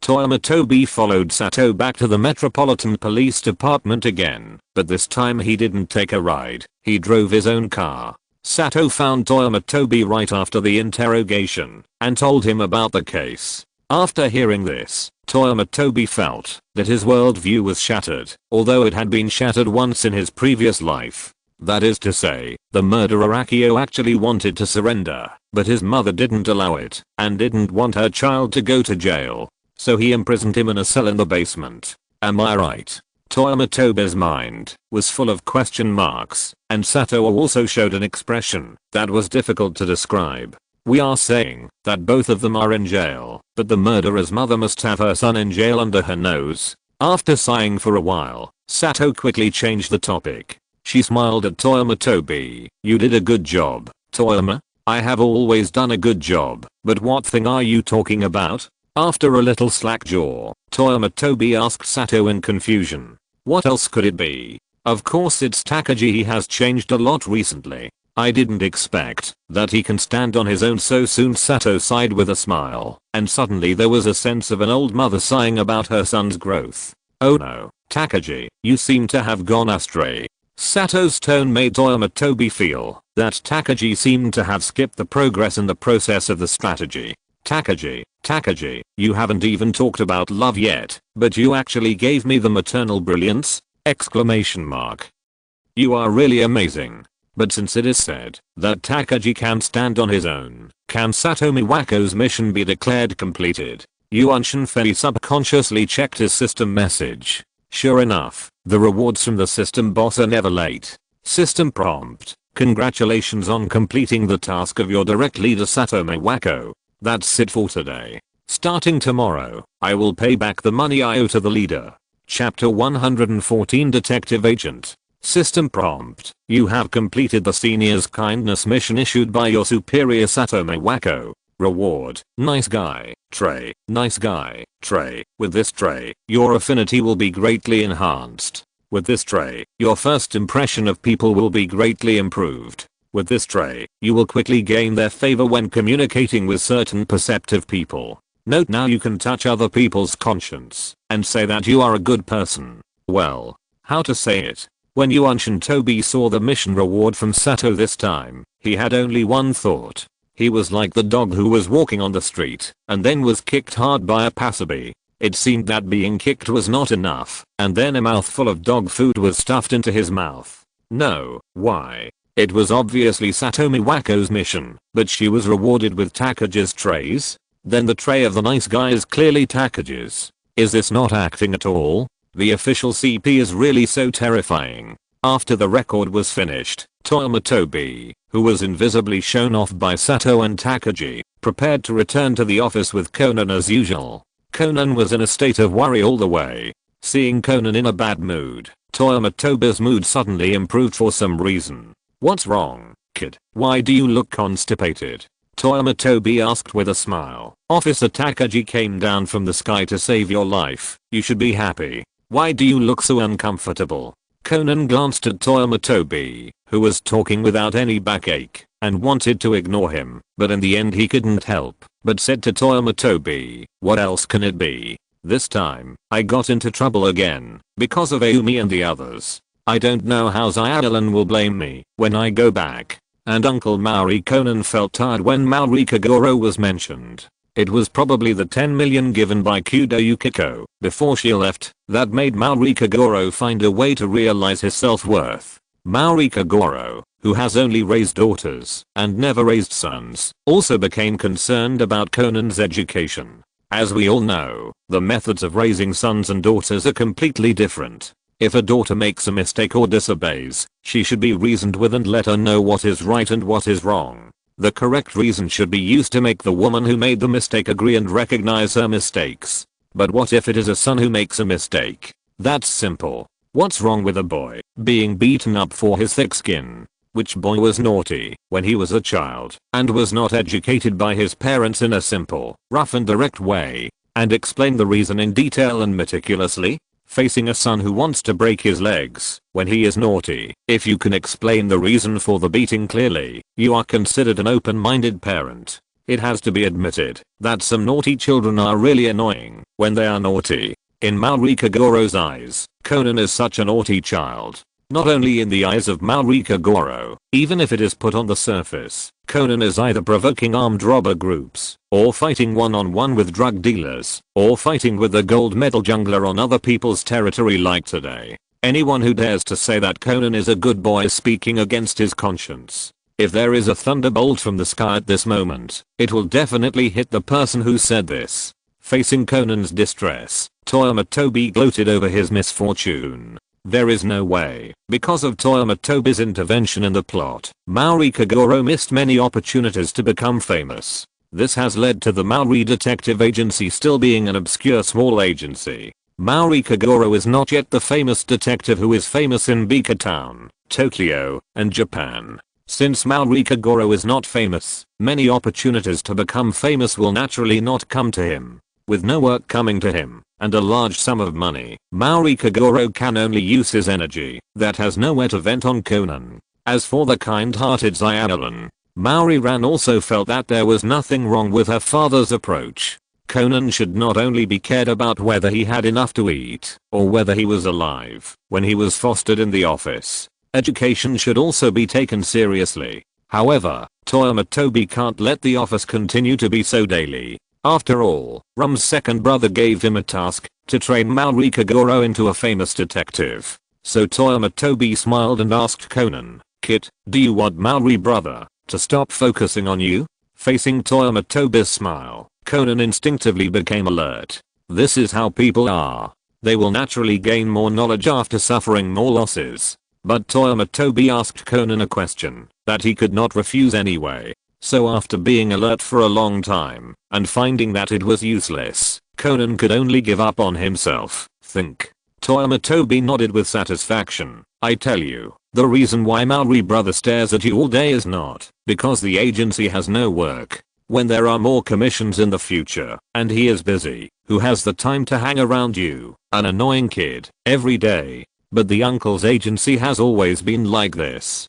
Doesn't Conan understand this truth? He knows it too well. The problem is that Maori Kagoro is originally a third-rate detective who is unknown, and now it is not much better.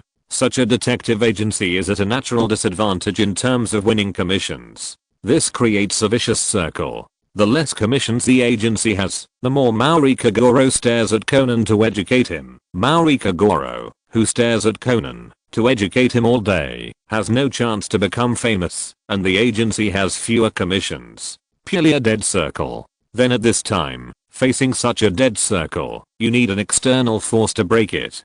Could this external force be? Conan half opened his crescent eyes. He had guessed what Toyama Tobi wanted to say next. "Yes, it's me.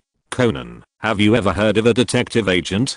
Detective agent? Conan had heard of agents, but this was the first time he had heard of a detective agent. Look, Maori is now suffering from a lack of work, and can only beat his children to relieve boredom. You are suffering from a lack of work in the firm, and your reasoning skills can only be used to coax your children. I can find commissions, but I find reasoning troublesome. As long as the three of us unite, isn't it a win-win situation for everyone? Toyama Tobi's words were full of bewitching meaning, and this proposal made Conan very excited. But Conan still felt something was wrong. If he really followed Toyama Tobi's proposal, Maori Kagoro would probably become a famous detective. Conan was quite confident in his reasoning skills. According to Toyama Tobi's personality, he should get a share of the commission fee, which would be considered making money. What about himself? What did Conan get from such a proposal? Chapter 115 Maori's famous scene. Silly boy, you've got your freedom. Toyama Tobi touched Conan's big head and said coaxingly, although you won't get fame or money, you can get the illusory freedom. At least brother Maori won't keep staring at you, right? Conan suddenly realized, shit. So in order to get the so-called freedom of Toyama Tobi, he had to help Toyama Tobi and Maori Kagoro work for nothing! Although Conan had originally planned to do so, after Toyama Tobi said this, Conan felt like he had eaten a fly. You're really good at disgusting people, Toyama Tobi. What can Conan do? Conan, who is weak and easily pushed down, can only obey in this situation with a face full of dissatisfaction. Conan said, okay, I agree. But how are you going to convince Uncle Maori? How to convince Brother Maori? Then you have to let me think about it carefully. Toyama Tobi said confidently, while looking at the Maori office, that was just a stone's throw away. After turning around, Toyama Tobi brought Kagoro Maori, who was still a little confused, to the downstairs of a very luxurious office building. Hey Toyama, why are we here? Kagoro Maori, who was still hungover, was a little confused. Before he opened his eyes, Toyama Tobi was dragged out of the office and brought to the downstairs of this office building. At this time, he was a little envious of the young man Toyama Tobi. Obviously, everyone drank together last night, but Toyama Tobi was like nothing happened now. On the other hand, he was very uncomfortable. Brother Maori, do you still count what you said last night about letting me be your detective agent? Toyama Tobi asked casually. Of course it counts. A big man's words are as good as his words. Kagoro Maori's ninja way is to keep his word. What's more, Kagoro Maori also knew that Toyama Tobi wanted to be his detective agent purely because he saw that his old brother was not doing well and wanted to help. For such a good intention, Maori could only express his gratitude in the wine. Otherwise, he wouldn't have drunk so much last night. But an agent is an agent. Why did Toyama Tobi take him to such a luxurious office building? Speaking of which, Maori Kagoro, who was still hungover, always felt that the address of this office building was somewhat familiar. But because of the hangover, Maori's reaction was much slower than usual. That's it. Since you promised to let me be your agent, we need a strict agent contract. Then we also need a professional lawyer to help us draft a comprehensive entrustment agreement. I heard that there is one of the best law firms in Tokyo here. Let's hurry up and try to get it done in one day. Toyama Tobi said as he pulled Maori Kagoro into the office building. So that's it, the best law firm. Just as Maori Kagoro passively followed Toyama Tobi into the building, he suddenly shuddered. The best law firm? Yes, that's right. Speaking of the best law firm, Maori Kagoro suddenly popped up a face that was so familiar that it couldn't be more familiar. And speaking of the best law firm in Tokyo, since her debut as a lawyer, she has never lost in court. Isn't Eri Kisaki, known as the undefeated queen, one of the best lawyers in Tokyo? The so-called best law firm. Maori Kagoro instantly woke up. His whole brain began to run smoothly, and then he remembered this familiar address again. Isn't his wife's law firm just upstairs from this office? Maori Kagoro, who was originally moving passively, suddenly took root under his feet and refused to go into the office no matter what. Sensing the resistance of Maori Kagoro, Toyama Tobi turned around and asked in doubt, let's go, Maori, we are almost there. What are you hesitating about?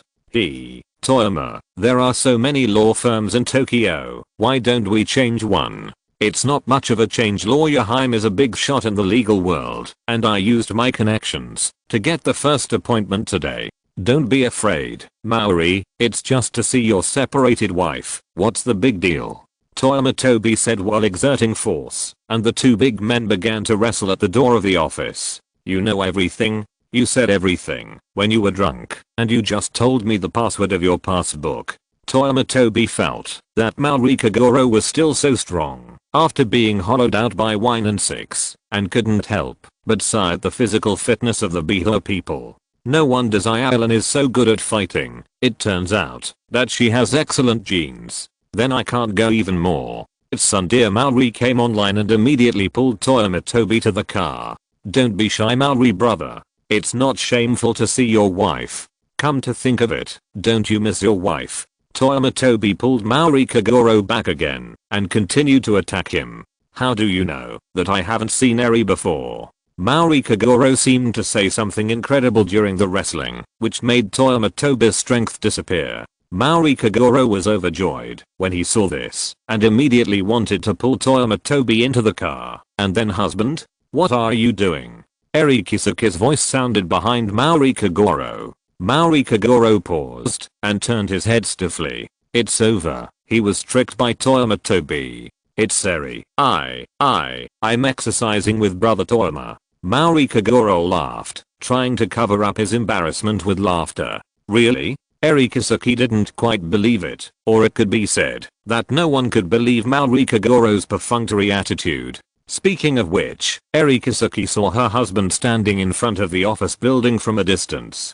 Just when Eri Kisuke was confused, she saw Maori Kagoro actually started to pull and tug with someone else. Originally, Eri Kisuke thought that the person next to Maori was a woman, but she found out that it was a man. Unsure, Eri Kisuke walked over to the two of them, which caused a famous scene that was enough to embarrass Maori for a day. Seeing Eri Kisuke unexpectedly in front of outsiders made Maori Kagoro's tsundere temperament come online again. A man in his 30s and 40s is so tsundere.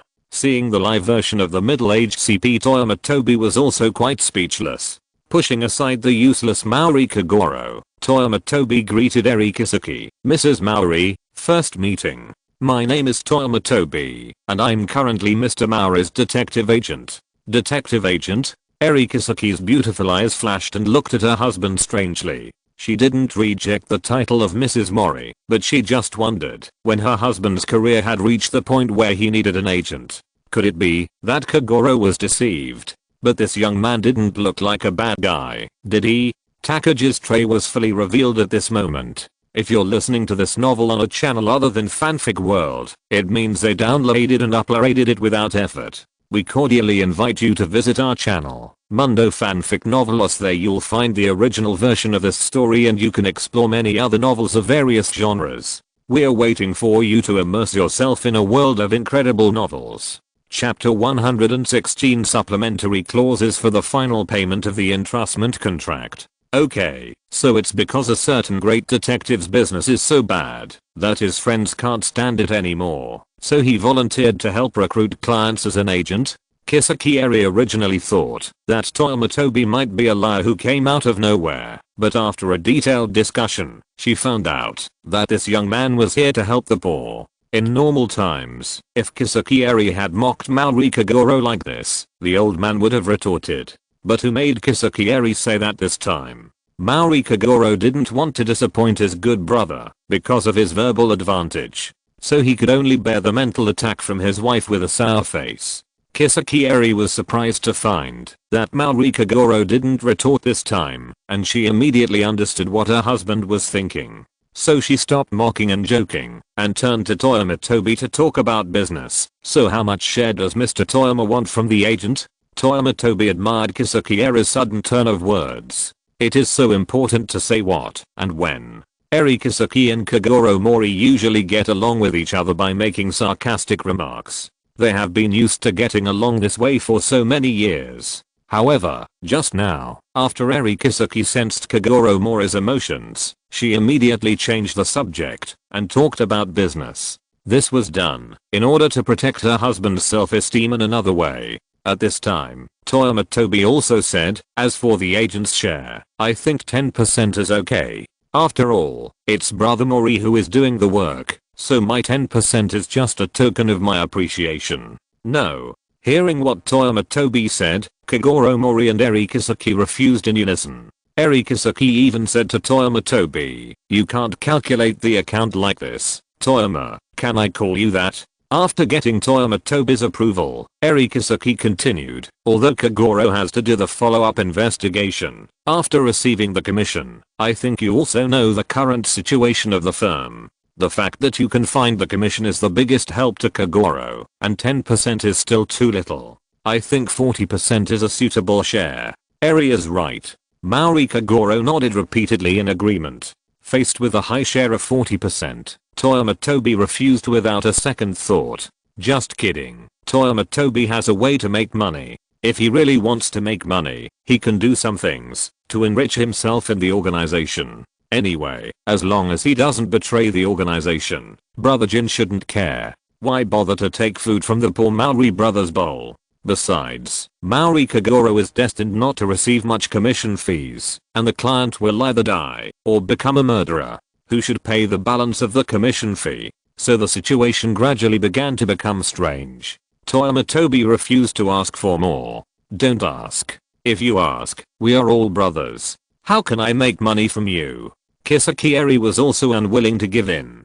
The undefeated Queen's aura was fully open. She cited a lot of evidence and classics to increase Toyama Tobi's share. During this time, the secretary Kuriyama Midori, who came into the room to serve drinks to everyone, heard the way the two sides communicated and doubted her life. No wonder Toyama Tobi can play with Maori Kagoro. Maori Kagoro and Kisaki Eri are a couple. The brain circuits of the three of you are really evenly matched. Toyama Tobi and Kisaki Eri argued for a whole morning, and finally the agent's share ratio was determined to be 25%. With this ratio, Kisaki Eri could not add it, and Toyama Tobi could not reduce it, although both parties were not very satisfied. But it had to be like this. The agreement was made in triplicate, one for Toyama Tobi, one for Maori Kagoro, and one for Kisaki Eri to keep on file. After Toyama Tobi and Maori Kagoro signed their names, Kisaki Eri said with emotion, "I didn't expect that Kagoro could make a reliable friend like Toyama. It's really." Maori Kagoro, who had been silent for the whole time, finally showed off at this time. He looked at his wife with a smug look on his face. Of course, don't you see whose brother this is? Looking at her unreliable husband, Kisaki Eri sighed, and then a little worried emerged in her heart. Would Kagoro go home and ask Xiaolan to call him uncle? Kisaki Eri didn't think her daughter could accept calling someone of similar age uncle for no reason. Otherwise, how can mother and daughter be connected by heart? Xiaolan had already taken precautions for the situation that Kisaki Eri was worried about. Okay, since the agent contract has been signed, let's talk about business. Mrs. Maori, I hope you can make a formal, legally binding client contract at the firm. Finally, they can talk about business, and Toyama Tobi began to get ready. However, Eri Kisaki was somewhat confused. I made the client contract that the client contract agency is using now. Didn't Kagoro tell you? Toyama Tobi looked at Maori Kagoro, who looked innocent, and thought to himself, how many things are you hiding from your fans with thick eyebrows and big eyes? Exclamation mark. Maori Kagoro is really innocent. Although he didn't say it, Toyama didn't ask him either. Although Maori Kagoro didn't say it, it doesn't matter, because the client contract that Toyama Tobi wants is something that the existing contract can't satisfy. It's like this, Mrs. Maori, I hope to add some special terms to the contract. Hearing Toyama Tobi say this, Eri Kisaki nodded seriously, opened her notebook, and picked up a pen to signal Toyama Tobi that she could start. First of all, the proportion of the deposit and the balance of the commission fee. I hope that the proportion of the deposit in the terms should be reduced by 5% as a token of appreciation. The rest is the balance of the commission fee. Generally speaking, the deposit for hiring a detective is 30% minus 50% of the commission fee, and some famous detectives even need to pay 100% of the commission fee. In short, the more famous the detective is, the higher the proportion of the commission deposit will be. The deposit will not be returned regardless of whether the commission investigation is successful or not. Therefore, the more famous the detective is, the higher the proportion of the deposit will be. After all, the client is also afraid of encountering a deposit scammer. Of course, the minimum standard is generally 30% as agreed upon. Although Kisaki Eri felt that Toyama Tobi's proposal was a bit strange, she still recorded it truthfully. She was ready to listen to Toyama Tobi's other proposals. Then there is a supplementary agreement on the balance. It is well known that when an item is sold at a price far below the general market price, you have to be careful whether there is a trap.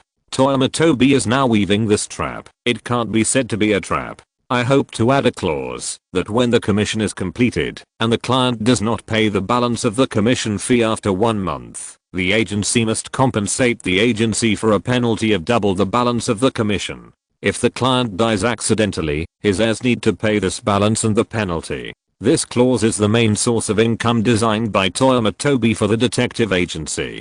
Beaker Town is already a free place, and now the agency has an even more free Conan.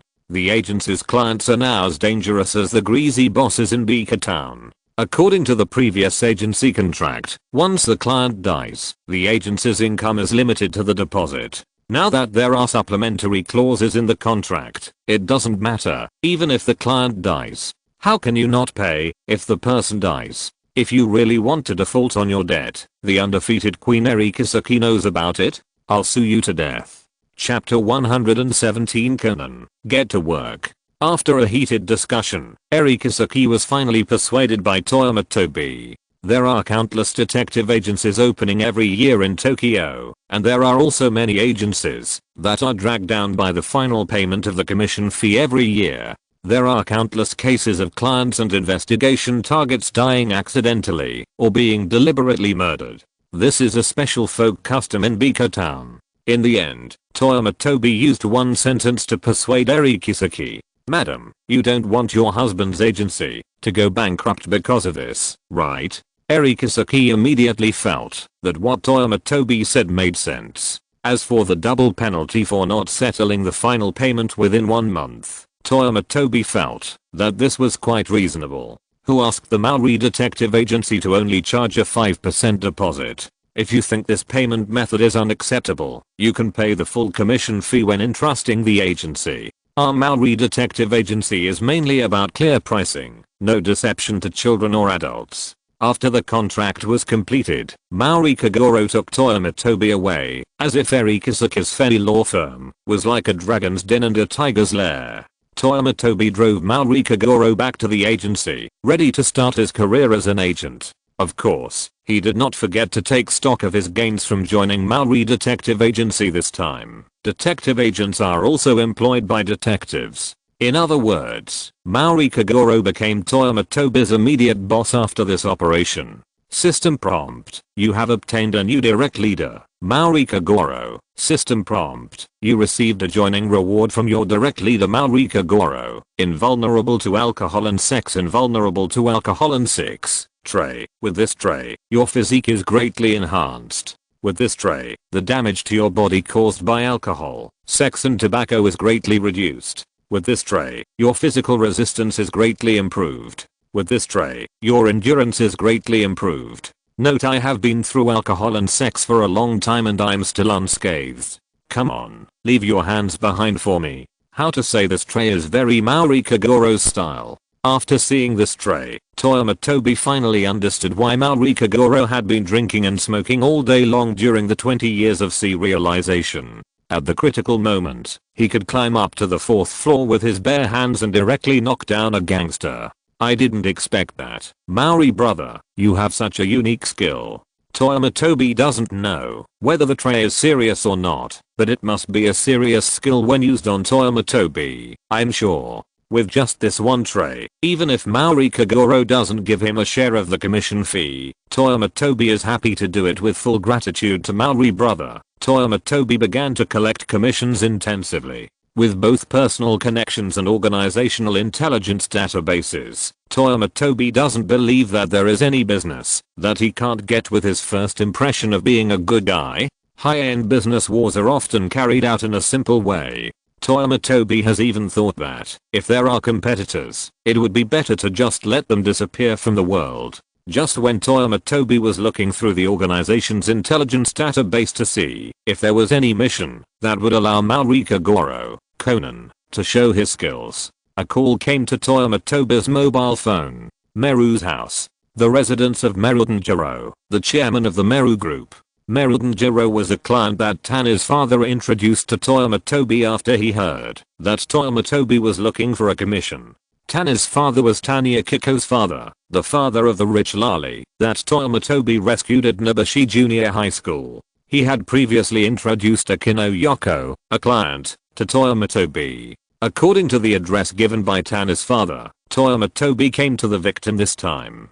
Oh no, it was the client's home. Led by the maid, Toyama Tobi met Meru Tanjiro himself in the reception room of Meru's house. Hello, President Meru. I'm a detective agent from the Maori Detective Agency. My last name is Toyama. Toyama Tobi handed Meru Tanjiro the newly printed business card he had just printed. Meru Tanjiro was obviously a little confused when he heard Toyama Tobi's self-introduction.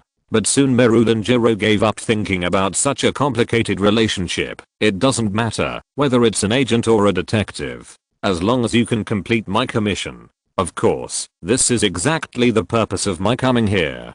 Toyama Tobi nodded. Then who is my investigation target? My wife, Meru Iniko. Investigation of an affair? That's right. Could it be that your firm doesn't like such a job? Meru Tanjiro narrowed his eyes and asked dissatisfiedly.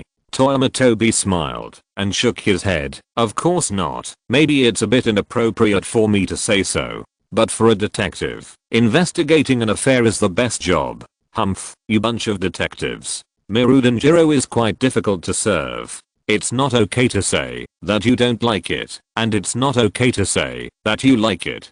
But in the end, his attitude is still very clear in purpose. I know the rules of your detective industry.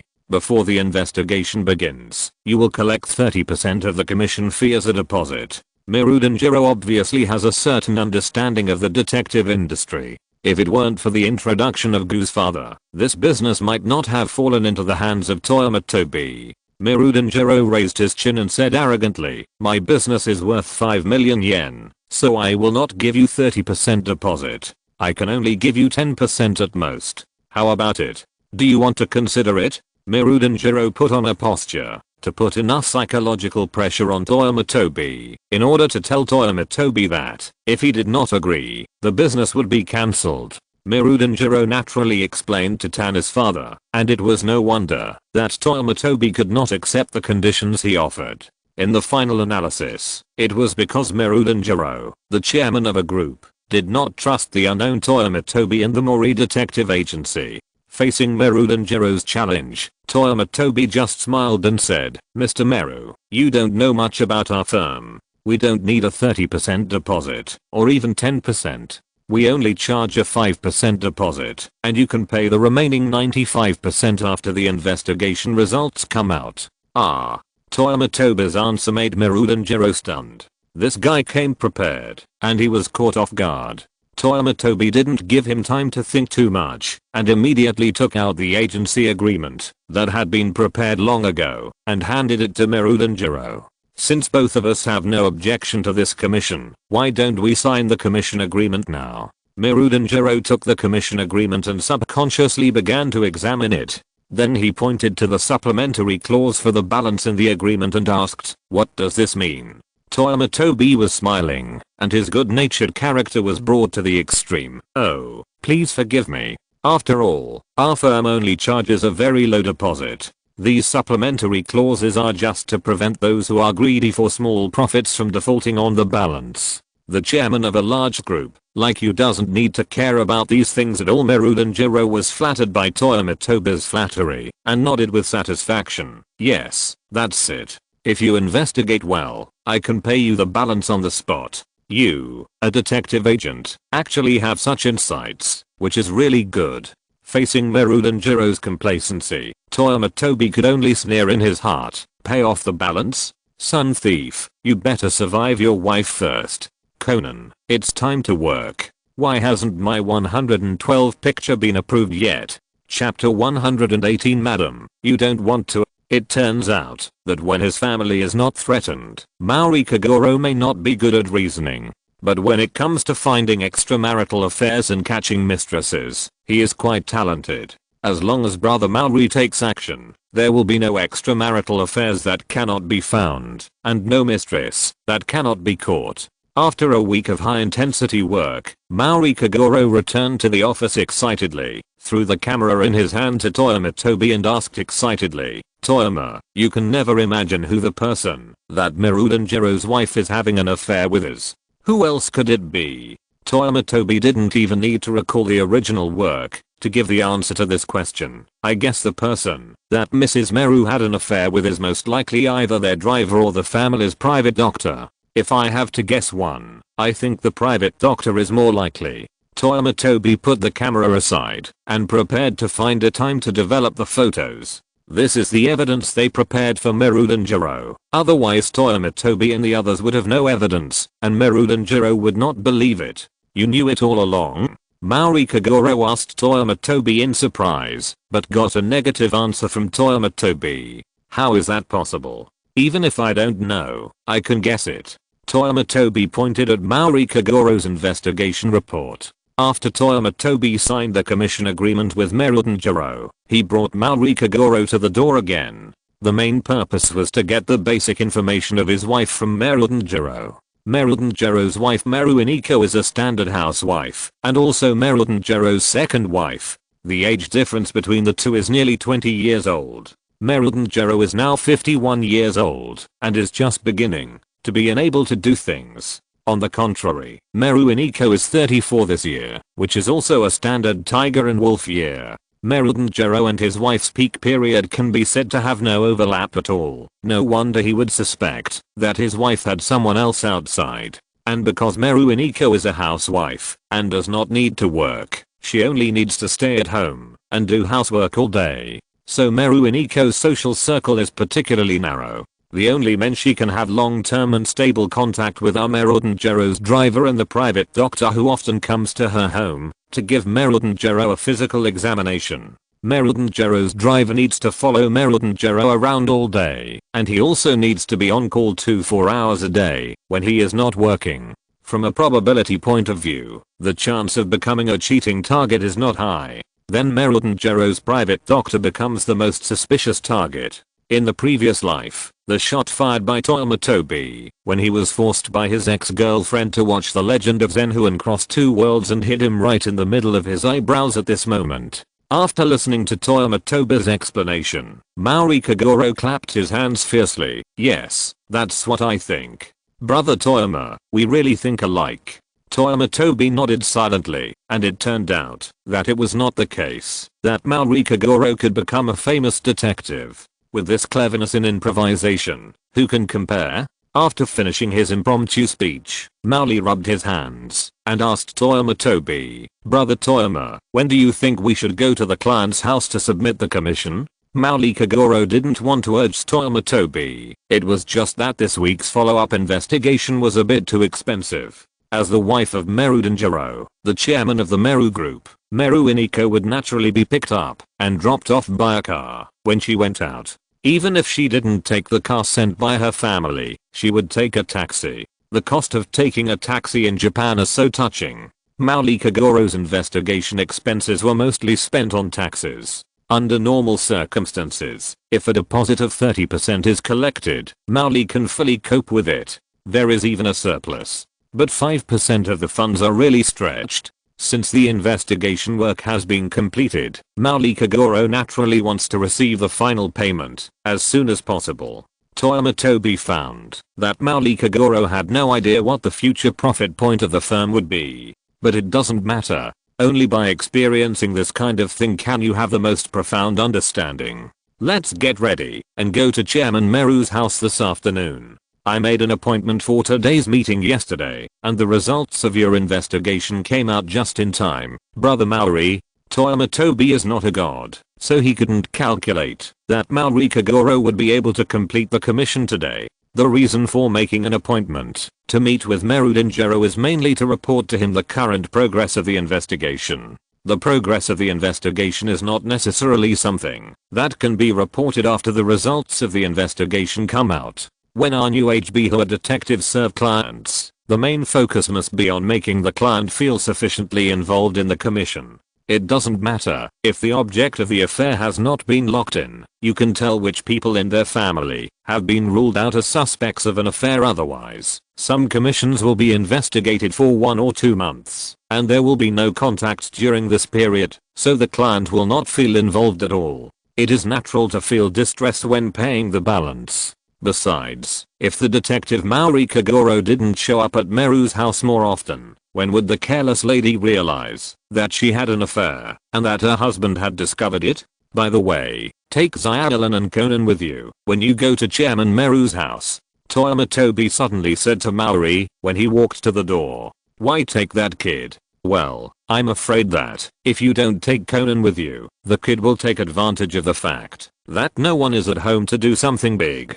Toyama Tobi put the blame on Conan without hesitation, but Maori Kagoro seemed to think it was true. Maori already knew that Conan was killed by a gold medal jungler during the last haunted villa exploration, and Maori Kagoro could only sigh at Conan's weird luck. The gangsters that Conan encountered were even more complicated than those that Maori encountered when he was a detective. If Conan was really left at home today, Maori was not sure whether this kid would give him an unforgettable surprise. So, the Maori family went out together, including Toyama Tobi who had just developed the photos. The group came to Meru Danjiro's house and waited for Meru Danjiro to meet them in the guest reception room.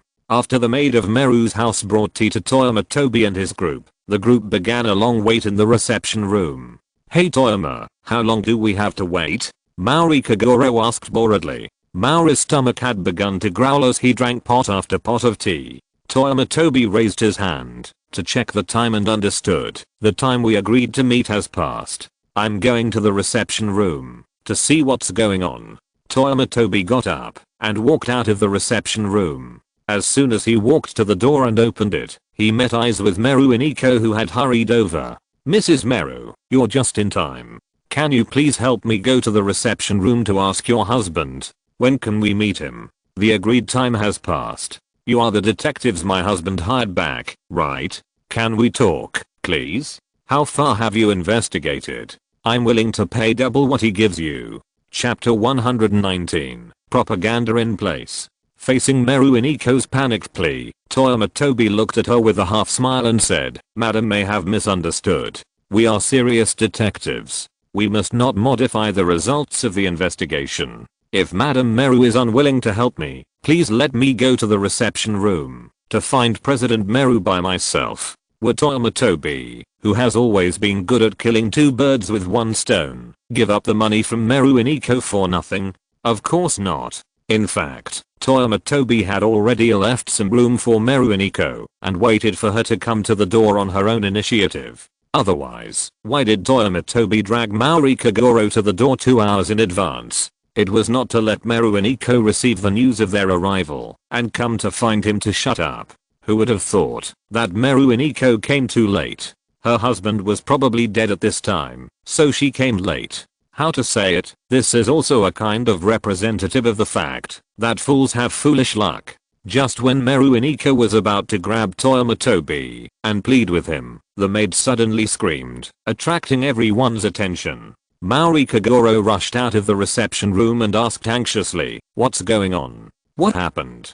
Toyama Tobi immediately looked at Meru Iniko and asked knowingly, where did the scream come from? The reception room. The direction of the reception room. Meru Iniko looked in shock in the direction of the scream, her eyes full of confusion. Isn't President Meru in the reception room now? When the maid served them tea, she said that Meru Danjiro was receiving visitors in the reception room and asked them to wait. The maid screamed so miserably at this moment. Something happened. Maori Kagoro and Kenna rushed to the reception room immediately, followed by Toyama Tobi and others. They rushed to the independent reception room of Meru's house, and through the wide open door, everyone saw the horrifying scene in the reception room. The owner of this reception room, Meru Danjiro, was nailed to the wall by a Japanese sword, but it still looked worse than the one at the Beaker Art Museum. The main reason was that the feet of the Beaker swordsman's body were off the ground, but this time the feet of the body were still firmly on the ground. In comparison, the murderer this time was still not as good as the Beaker swordsman. After the first glance at the body, the most attractive thing was the knife marks all over the reception room. There were obvious knife marks on the floor, walls, cabinets, and even on the ceiling. This made Toyama Tobi speechless. Even if the deceased had a fierce 1v1 duel with others before his death, he wouldn't have chopped the ceiling, right? What's going on? When the two people were fighting 1v1, both sides were jumping to attack. What kind of arcade duel method is this? Toyama Tobi, who was complaining about the scene, suddenly felt a sense of being watched and turned his head to find that Conan was staring at him. Toyama Tobi walked to the corner first, and Conan quickly followed. Did you do it this time? Conan didn't trust Toyama Tobi at all, so she didn't understand why Kudo Yusaku trusted Toyama Tobi so much. Toyama Tobi didn't mean to take credit for this matter. It was really that this kind of scene full of loopholes was too low level in the eyes of a professional like Toyama Tobi. Obviously, it was definitely not done by me. Toyama Tobi shook his head and said to Conan, if I wanted to kill Meru Danjiro, I would get the Japanese sword as soon as I entered the reception room, and then kill him directly. Get some kerosene or gasoline, and set this wooden reception room on fire. Okay, don't say any more. Conan heard cold sweats and hurriedly stopped Toyama Tobi's instigation. He suddenly found that Toyama Tobi seemed to be particularly keen on arson when he was in Saitama Prefecture. He wanted to set fire to the mountain. When he was at the Suzuki family villa, he also wanted to set fire to the mountain. Now that he has arrived at the client's house, Toyama Tobi doesn't want to set fire to the mountain. He starts to want to set the house on fire. What did someone else's house do to you? Faced with Conan's uninterested rejection, Toyama Tobi felt very sorry. Why didn't this kid understand? Arson is the cheapest way to destroy corpses and cover up traces. The murderers of Mika just couldn't think straight. Why did they design such a complicated killing method? After killing the person, they set a big fire. By then, the police would be exhausted, and it would be difficult to find useful clues and evidence from the piles of fire ruins. Seeing that Conan didn't understand the idea of his arson cult, Toyama Tobi arranged other tasks for Conan. Now the opportunity has come. Kid,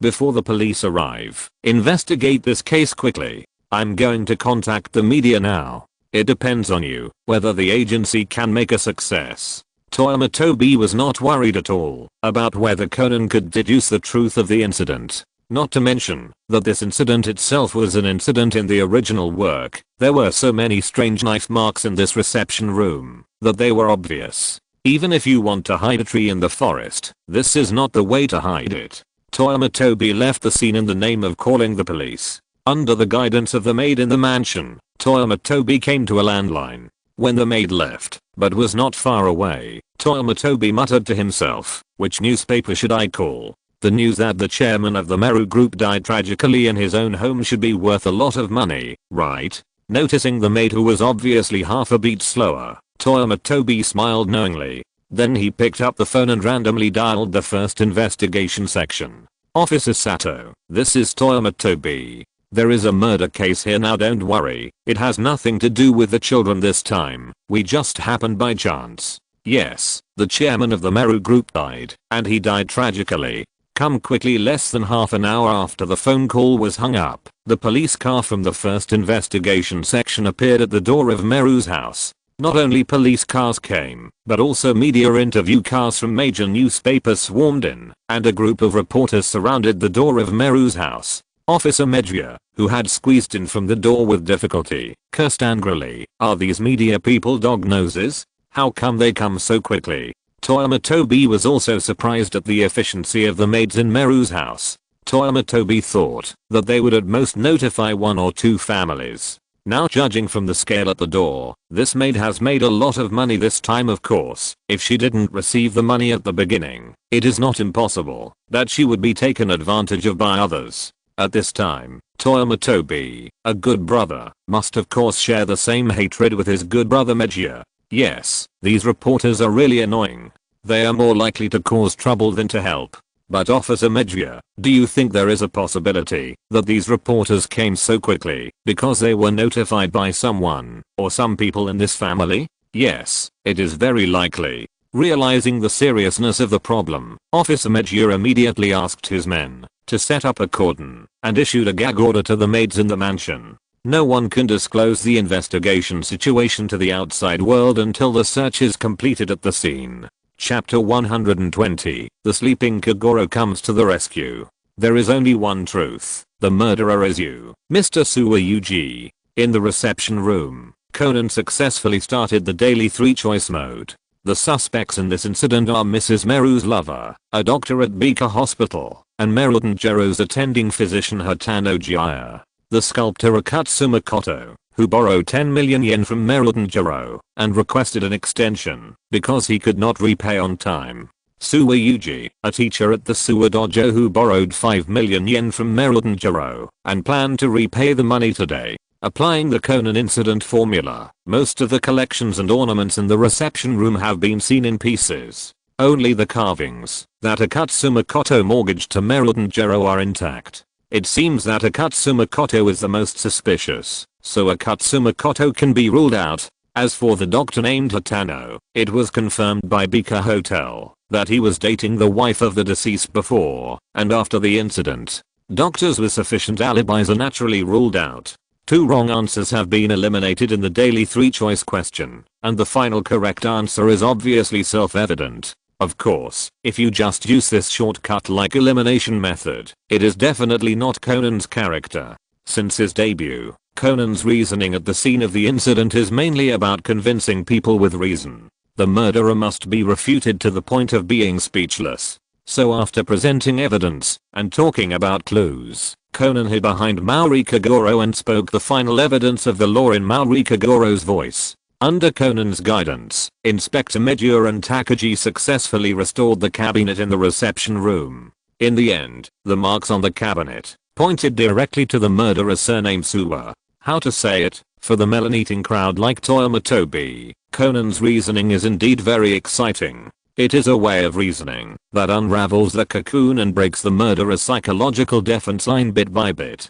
Toyama Tobi can clearly indicate that he was very happy to hear this wave of on-site reasoning. But this way of reasoning is extremely unfriendly to the murderer. Conan's reasoning was like dragging Suwa Yuji into a large crowd. Then he took off his clothes one by one. Finally, he stood naked in front of everyone. It was not until this time that Toyama Tobi realized that in the original work, so many murderers fell to their knees and cried bitterly, but they were not necessarily repenting. They knelt so quickly, probably because they were trying to escape reality. Escaping from reality is not everyone's choice. Once someone is angry and embarrassed by Conan's reasoning and does not intend to escape from reality, the scene that is being played out now is the most realistic portrayal. At the end of the reasoning of the incident, Inspector Medura and Takagi also restored the death message that made Suwa Yuji irrefutable. Suwa Yuji simply pleaded guilty and talked about his motive for murder. Just when everything was going according to the process of Biho as detective and the murderer, Suwa Yuji suddenly snatched the Japanese sword from the police officer next to him. Then Suwa Yuji rushed towards Mauri Kagoro, and then he braked suddenly. 2 armed detectives suddenly appeared in front of Mauri Kagoro and pointed at the suddenly jumping Suwa Yuji. Faced with such a situation, Suwa Yuji put down the Japanese sword in his hand. Mr. Mauri Kagoro, you will definitely be a world-famous detective in the future. We just met for the first time, but you can predict my actions accurately. It can be said that you have planned everything. Before the armed Takagi and Sato appeared, Conan felt like falling into an ice cave when he saw Suwa Yuji approaching with a knife behind Mauri Kagoro. After Sato and Takagi appeared, Conan really realized what it meant to survive a disaster. How is it? Do you feel like you are about to be scared to death? Toyama Tobi squatted beside Conan and asked softly. Yeah. Scared?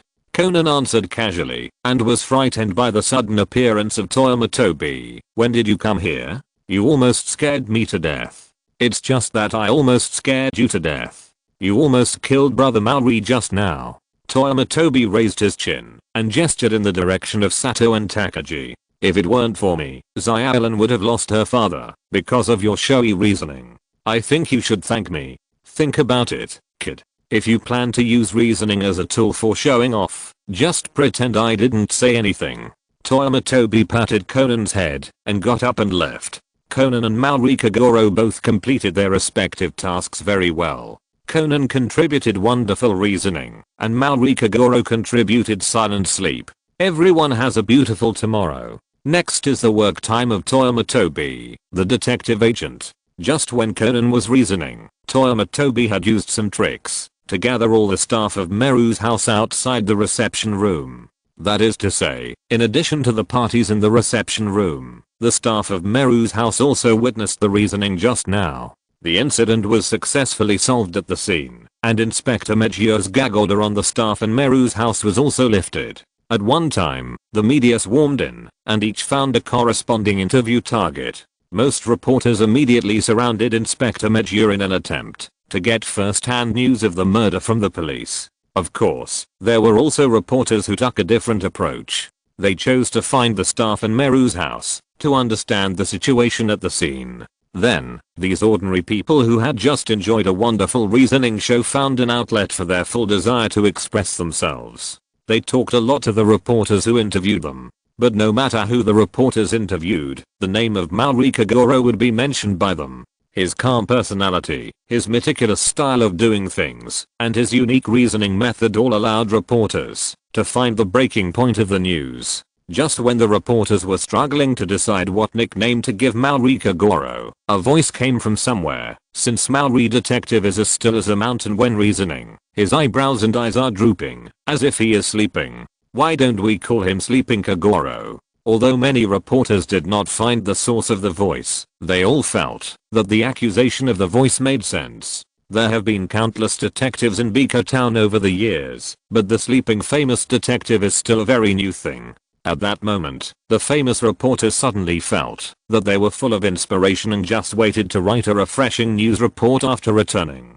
But at least they had to wait until they interviewed the person involved. In this interview, many reporters found that they seemed to have unearthed an incredible treasure again. They thought that Mauri Kagoro, who would use the sleeping mode as a reasoning method, would be the kind of calm and introverted person. But after actual contact, they found that he was not at all. As long as you don't ask Mauri Kagoro questions related to the case, this guy will always give you some surprises. In other words, there is work. In Bika Town, you can be incompetent, but you can't be without work. Today, when Kudo Shinichi disappeared, many media seem to have found a new media darling who is more suitable than Kudo Shinichi. The Sleeping Kagoro. Come on. This is it for today. I have a toothache, and it feels like my brain is hurting too. I have an appointment to see the dentist at 9 o'clock tomorrow morning. At least I hope the doctor can stop giving me so much pain tomorrow. Chapter 121 You caught me cheating, and I have to give you money? Suddenly, the title of Sleeping Kagoro was spread to the whole of Tokyo by many media. Along with it, many citizens also knew that the detective Mauri Kagoro was well known. It can't be considered well known, but at least under the continuous bombardment of the media, all the mystery fans who pay attention to various events on weekdays know that there is such a person in Tokyo. It's as if reasoning in deep sleep.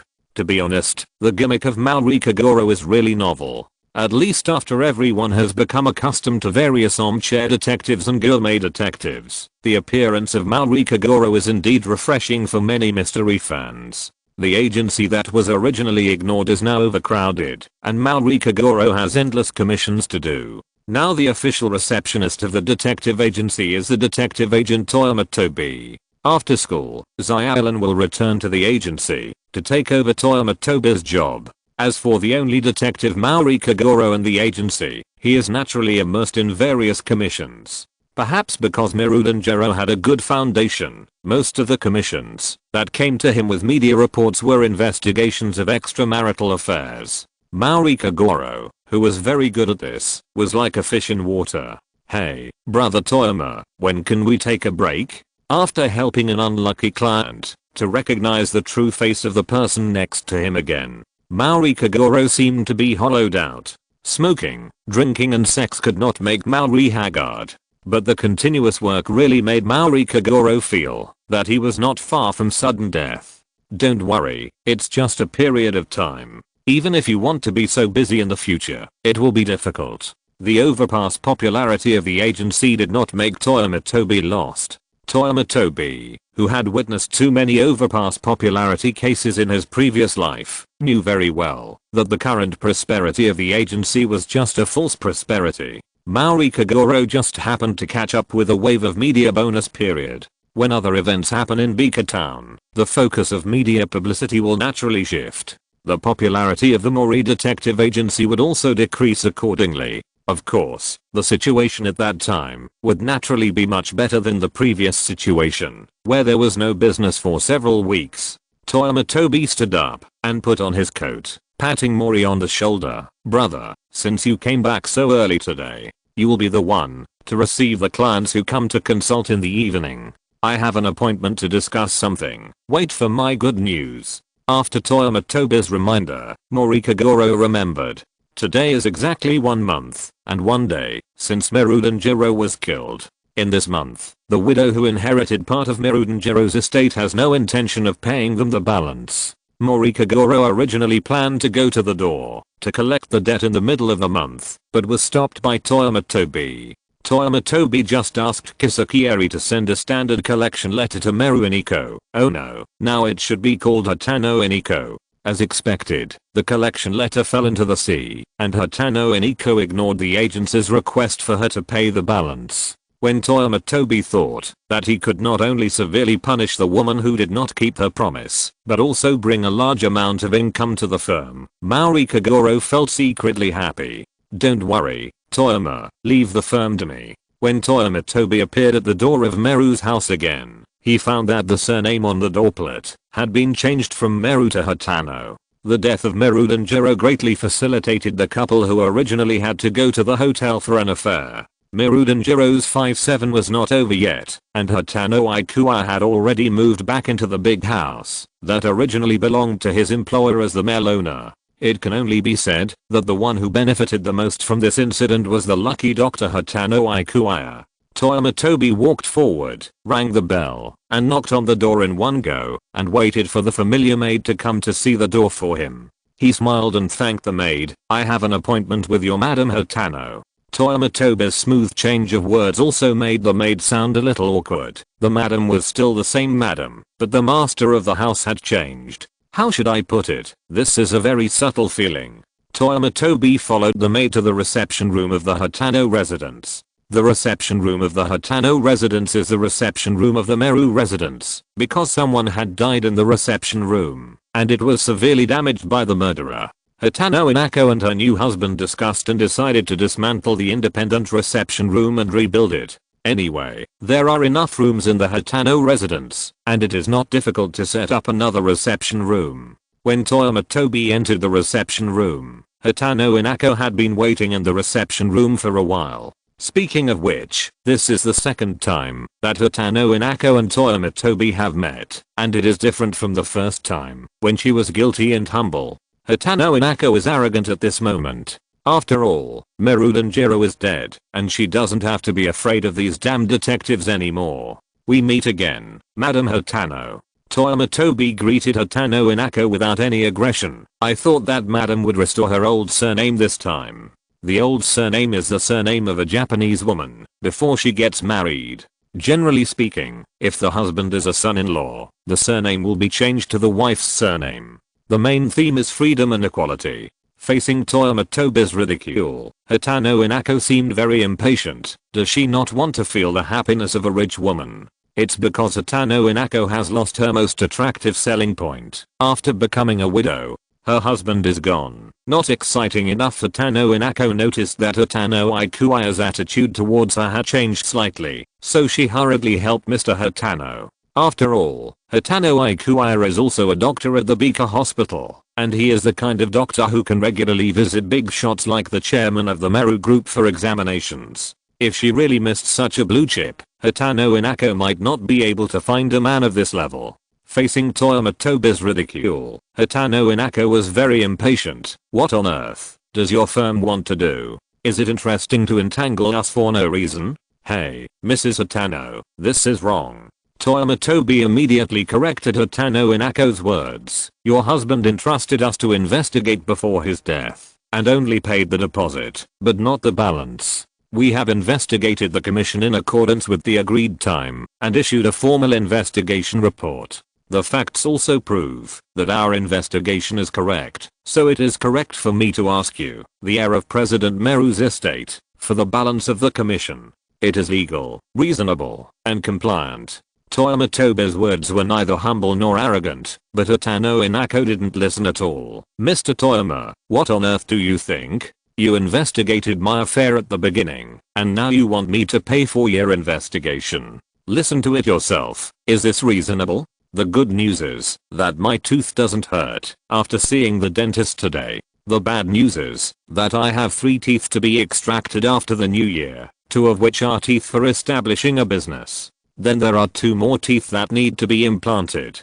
I wanted to take a day off today, but since I have time, after I get home, I can do more. Chapter 122, Rice Flour Good Man. Of course it's reasonable. Why wouldn't it be reasonable? Look at this agreement. It's signed in black and white by your predecessor. You also inherited the estate of Chairman Meru, so it's only reasonable for you to pay the balance of the commission fee. Toyama Tobi had already prepared a commission agreement and put it in front of Hatano Inako. There must be something wrong with your agreement. Hatano Inako was eager to make a move, which made Toyama Tobi laugh secretly. Don't think about it, Mrs. Hatano. This agreement is just a photocopy. If you tear it up now, I can turn around and print out 10, 100, or 1000 copies. I can print as many copies as I want. Who said I want to tear it up?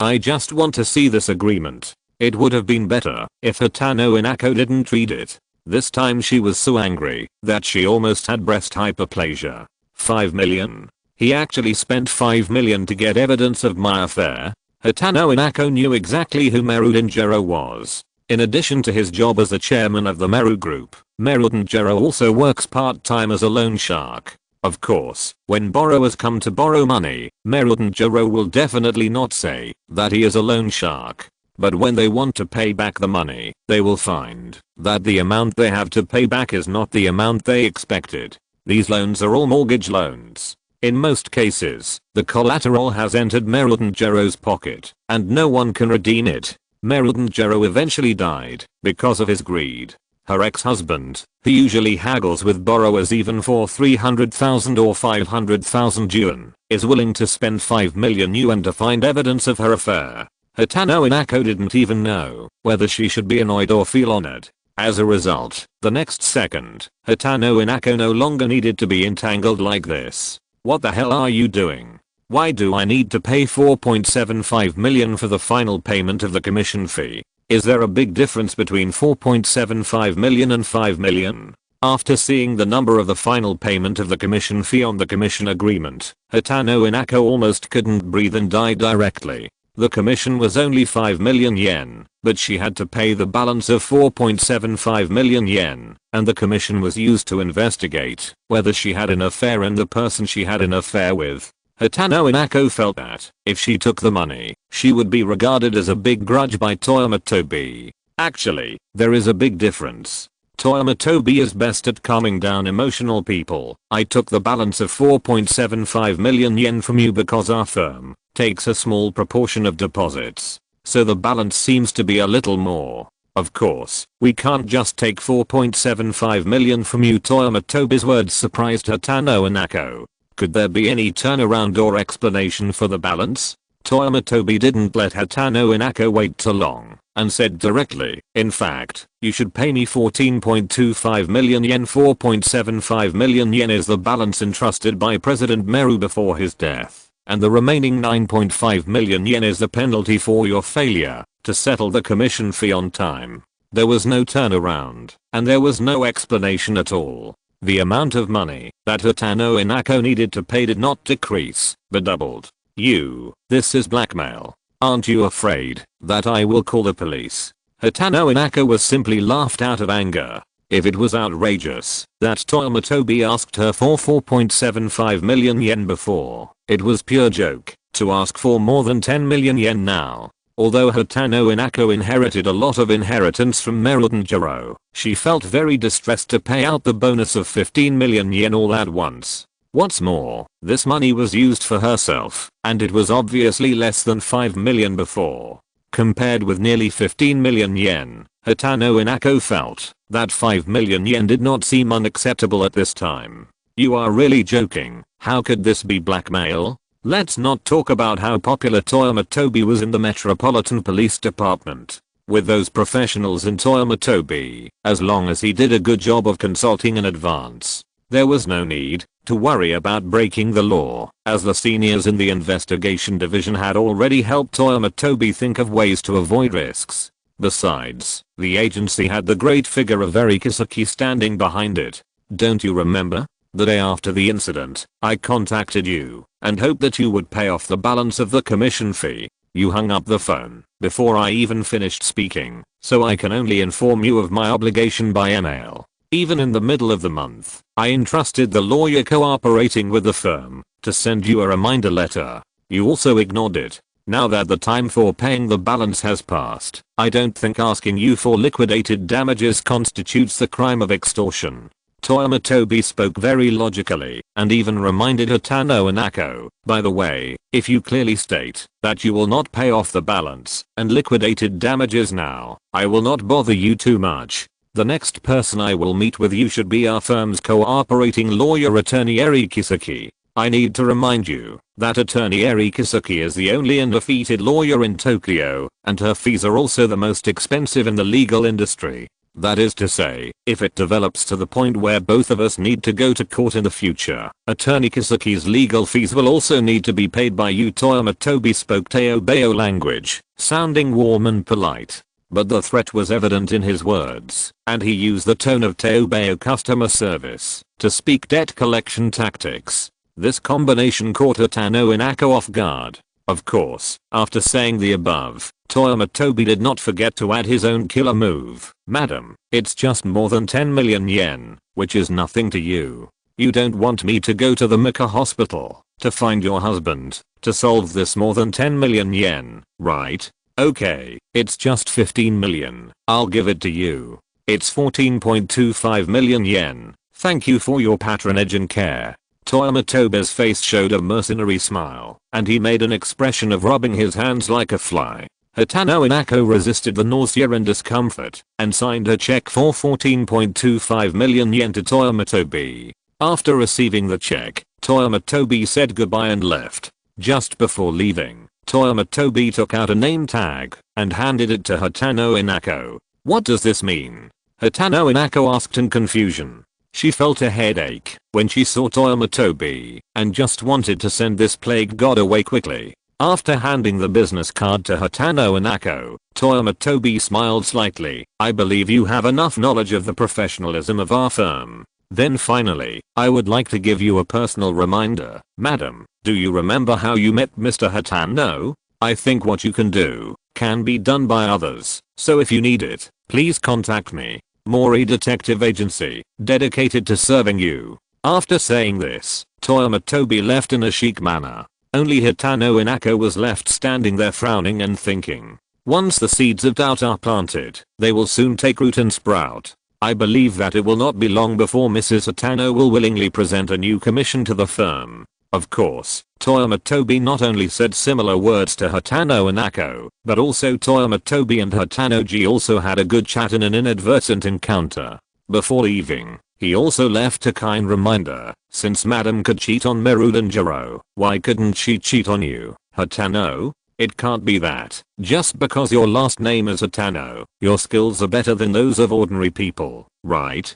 Be willing to help others and enjoy helping others. Toyama Tobi is such a kind person. If you're listening to this novel on a channel other than Fanfic World, it means they downloaded and uploaded it without effort. We cordially invite you to visit our channel, Mundo Fanfic Novelos. There you'll find the original version of this story and you can explore many other novels of various genres. We're waiting for you to immerse yourself in a world of incredible novels.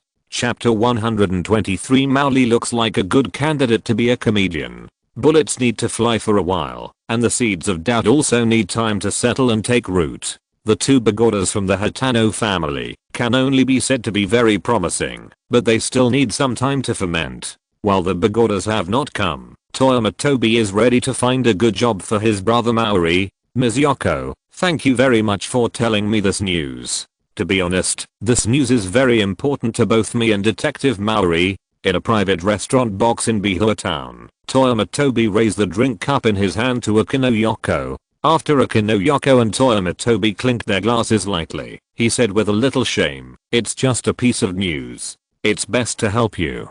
To be honest, I just revealed this news to you, and it didn't help much. The news that Akino Yoko revealed to Toyama Tobi was that the Nichimi TV program Japan's Clear Detective Bureau was preparing to recruit a professional detective to become their permanent guest. After hearing this news, Akino Yoko suddenly remembered Toyama Tobi, who was helping Maori Kagoro to accept commissions recently. Both Toyama Tobi and Maori Kagoro had helped her and revealed the news to Toyama Tobi. This could not be regarded as a return of favor from Akino Yoko. It could only be regarded as a small repayment. As Akino Yoko said, she could tell Toyama Tobi some details of the program. For example, the host of this program is Takashi Matsuo, who is also a veteran host of Nimori TV. The producer is Michihiko Suwa, a well-known program producer of Nimori TV. It is enough for Miss Yoko to tell me this news. If everything is done by Miss Yoko, wouldn't it make me a detective agent? Useless. Toyama Tobi smiled and gave Akino Yoko a big step down. What he said was not nonsense. If Akino Yoko just told Toyama Tobi that the program was short of people, he might not really take the program seriously. Although appearing on TV would help Maori Kagoro's fame to be realized quickly, even if it is not on TV, with Conan's skills, he can also use a murder case to raise Maori Kagoro to the point where everyone knows it. At most, it will take longer and more people will die. But when Yoko Akino mentioned that the producer of this program was called Michihiko Suwa, Toyama Tobi immediately realized that this was another incident in the original work.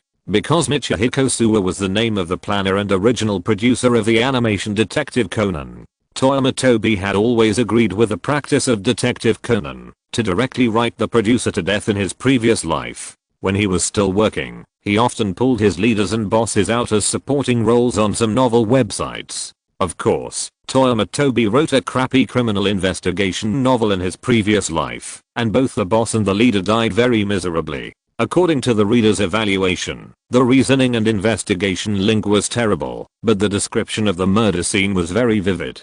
This author probably had something on his mind or something really happened to him. Toyama Tobi still remembered that in this TV station murder case, it seemed that there was a live broadcast when Maori Kagoro was reasoning. Although the producer of a program died, it did not prevent colleagues in other parts from eating the blood buns. It doesn't matter who died in this incident. What matters is the live broadcast later. As the TV station with the largest audience base in the Conan world, Nimimi TV can seize the opportunity of this live broadcast. The famous detective Maori Kagoro will be broadcast to thousands of households by the TV station's broadcast signal head.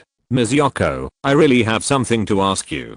Toyama Tobi rubbed his hands and said to Akino Yoko, can you introduce me to the host of that program? Nimimi TV is not like the Metropolitan Police Department. Although Toyama Tobi is like a fish in water in the Metropolitan Police Department, he only has Akino Yoko as a network in the TV station. This is also the main reason why Toyama Tobi did not go directly to meet the producer, but only made an appointment with the host of the program. For a producer, who is Toyama Tobi, Maori Kagoro's popularity has also dropped a little recently. From the detective aspect alone, Suwa Michihiko naturally has more choices. But the host Matsuo Takashi is different. Toyama Tobi vaguely remembered that Matsuo Takashi was the murderer in this incident. As for the motive for the murder, it seemed that this program was planned by him and Suwa Michihiko. As a result, it was agreed that Suwa Michihiko would take the credit for planning and become the producer, while Matsuo Takashi gave up the credit for planning and became the host. Now Suwa Michihiko wants to replace Matsuo Takashi in the program with a beautiful host. By the way, he is also preparing to kick Matsuo Takashi out of the program team. Matsuo Takashi simply went all out and killed Suwa Michihiko directly. Having said so much, the most important thing is that as long as Matsuo Takashi is not kicked out by the program team, he will have more authority than other hosts. And since Toyama Tobi already knows what tricks he will play in the program, he will naturally have more targeted way of persuasion. I think the popularity of Detective Mori can complement your program. What do you think, Mr. Matsuo? It's still the same restaurant and the same box. The person who sat in the same box with Toyama Tobi was replaced by the host Takashi Matsuo. In the face of Toyama Tobi's formal introduction, Takashi Matsuo did not comment. He came here just to give face to Akino Yoko. Of course, if the detective agent in front of him could convince him, he would not mind making Maori Kagoro a guest on the show. Anyway, if nothing unexpected happens, this show will soon be under his control. I'm sorry, Mr. Toyama, if these contents alone can't convince me. Takashi Matsuo politely refused. Not to mention Japan, there are countless famous detectives in Tokyo and Bikatown alone. The popularity of Maori detective cannot be a plus point for me to accept him. In fact, if popularity and fame are taken into consideration, wouldn't it be better for me to invite those famous detectives who have been famous for a long time? But they may not necessarily cooperate with you, Mr. Matsuo, to make the show effect, right? Toyama Tobi smiled lightly, then picked up the remote control and turned on the TV in the box. What was playing on TV was a video clip of Maori Kagoro being interviewed by reporters. Even Takashi Matsuo had to admit that this Maori detective, whose popularity had just passed, was really talented as a comedian. At least before Takashi Matsuo saw his reasoning, it was really hard to believe that this middle-aged greasy man with his tongue sticking out and laughing would make serious reasoning. This is the sense of expectation brought by the contrast. This feeling is like you go to a KTV to eat a fruit plate, and you originally choose a fruit plate that looks particularly cool. As a result, as soon as the fruit plate is served, she grabs your hand and stuffs it into her skirt with an expressionless face. Can you stand this? Takashi Matsuo couldn't stand it, because just now, a casual remark from Toyama Tobi made his heart beat instantly. Chapter 124, a large real-time gossip forum organized by the Intelligence Library. Just now, Takashi Matsuo asked Toyama Tobi why he became the detective agent of Maori Kagoro. Toyama Tobi's casual answer made Takashi Matsuo tremble slightly. If I make a first-rate detective into a famous detective, it will not be enough to highlight my ability. Only by pushing a third-rate detective into a famous detective can everyone see my talent. Mr. Matsuo, can you imagine that a month ago, Maori Detective Agency was still a small agency that was on the verge of bankruptcy because of lack of business? Maori Kagoro was just a third-rate detective a month ago! Exclamation mark. What is a third-rate detective? In Bikatown, a third-rate detective means that this detective can only take on the job of finding cats and dogs on weekdays. Even technical work like catching a mistress may not be handled by a third-rate detective. Such a third-rate detective will actually transform into a first-rate detective with the potential to be a famous detective a month later? Who would believe such a thing? Takashi Matsuo does not believe it. If you don't believe it, you can ask someone, right? Toyama Tobi said confidently. The Maori Detective Agency is at 39 to 5, Bikacho. With your connections, it's not easy to investigate the details of such a detective agency. Matsuo Takashi didn't waste any words and immediately took out his mobile phone to call his acquaintance. Then Matsuo Takashi really got the details of the agency. Just as Toyama Tobi said, the Maori Detective Agency was in a state of half-death a month ago. If it weren't for the fixed rent every month, the agency would have closed down long ago. So Matsuo Takashi felt that Toyama Tobi was a bit of a talent, and suddenly felt that Maori Kagoro was the detective guest he had always dreamed of. It's okay if the person is not good at work, but it's hard to find such a suitable guest even with a lantern. Please let Detective Maori participate in my show. Matsuo Takashi said very sincerely, and then smiled at Toyama Tobi. Haha, ha ha ha. Mr. Matsuo, what are you laughing at? In the studio on the 9th floor of Nichimi TV, Toyama Tobi asked curiously, after seeing Matsuo Takashi sneer. Didn't you laugh first, Mr. Toyama? Matsuo Takashi was a little surprised by Toyama Tobi's question. They were in the same hotel box a few days ago, and smiled at each other. Why don't we have that tacit understanding today? Today is the first time that Maori Kagoro has participated in a TV program recording. Although he is a little nervous, Maori seems to be born for big scenes. After a few words of warm-up, Maori continued to contribute various golden sentences to this program. If nothing unexpected happens, this will be a very outstanding debut. Unfortunately, during the recording break, a sudden murder case in Nichimi TV caused the program to be stopped halfway. The police arrived at the scene to investigate and quickly locked the most suspected target, Takashi Matsuo. But due to the lack of evidence and the unknown method of Matsuo Takashi's murder, the case was deadlocked for a while. Mauri Kagoro, who was invited by Matsuo Takashi, also thought that Matsuo Takashi was the most suspicious. But he also had no evidence and could only fall into the embarrassment of impotence and rage. Fortunately, Conan was ready and stabbed Mauri Kagoro's neck with an anesthetic needle. The sleeping Mauri Kagoro was ready to go online, facing the police and detectives who had no way to deal with him. Matsuo Takashi really felt very proud. Although he was just a host, he was quite talented when it came to committing crimes. I laughed that brother Mauri was ready to start reasoning, and I guess the murderer this time will not be able to escape. So Mr. Matsuo, what are you laughing at? Toyama Tobi asked knowingly, looking like a curious baby. How is it possible? Didn't Detective Mori just make a deduction? Besides, he is a third-rate detective. Before Matsuo Takashi finished speaking, he was interrupted by Toyama Tobi without any courtesy. Matsuo, I think you misunderstood. The third-rate detective I mentioned was just a description of the poor business of the agency. But I didn't say that Brother Mori's reasoning ability was very poor. By the way, I don't think I have told you that, before becoming a detective, Brother Mori was a criminal policeman in the 1st Investigation Division of the Metropolitan Police Department. Toyama Tobi said as he turned on the TV in the studio, which happened to be the Nichimi TV channel. The live broadcast of this case on the channel was in full swing. There is another thing. Detective Mauri always has a habit at the scene. That is, at the beginning of the investigation, he often makes up some outrageous reasoning. It is to paralyze the real murderer. Only when he poses like this. Toyama Tobi pointed at Mauri Kagoro's sleeping mode on the TV. Like this, it means that he is ready to start real reasoning.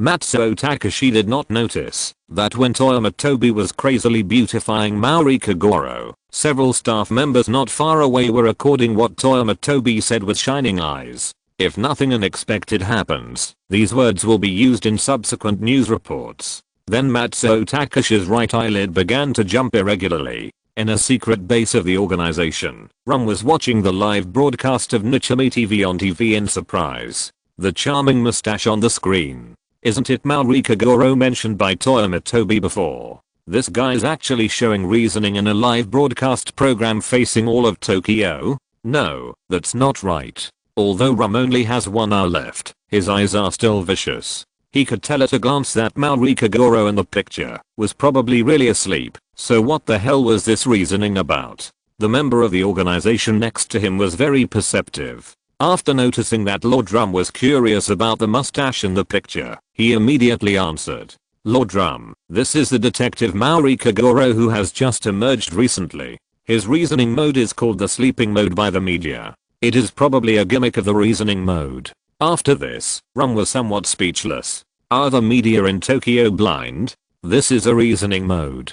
This is clearly in a deep sleep. Okay. Of course, it is because there are enough such blind people that their organization can now be dominant in Tokyo. Rum wishes there were more such blind people. Seeing that Rum had no interest in Mauri Kagoro, his subordinates continued the previous topic. Lord Rum, do you need to contact Toyama Tobi to admonish him? The reason why Rum's subordinates said this was because of Toyama Tobi. The organization's intelligence library gradually changed. At the beginning, the function of the intelligence library was to be used for various intelligence exchanges and transactions. Although many of the intelligence titles in the intelligence database are not serious, the content is really all the information reported by various members. This fine tradition gradually changed after the addition of Toyama Tobi. The first thing Toyama Tobi reported was the personnel changes of the Metropolitan Police Department's Investigation Division 1. If this piece of information about Takagi is serious, Toyama Tobi then uploaded why did the Kudo couple return to Japan in a low-key manner, the story that the chairman of the Meru group and his wife have to tell, and the latest 2 or 3 things that the producer and the host of Nichimi TV have to tell in the intelligence database.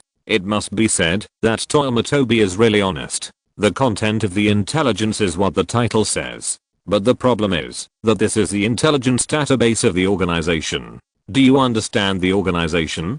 It is the kind of criminal group that kills and sets fires at will. In the intelligence database of such a serious criminal group, you, Toyama Tobi, treat this as a large forum for eating melons. Is this appropriate? Rum's men came to report this situation to Rum today, and by the way, asked Lord Rum to instruct whether to warn Toyama Tobi. Tell him not to continue being so reckless. Originally, Rum was inclined to reprimand and admonish Toyama Tobi, but he just saw the live broadcast of Nichimi TV.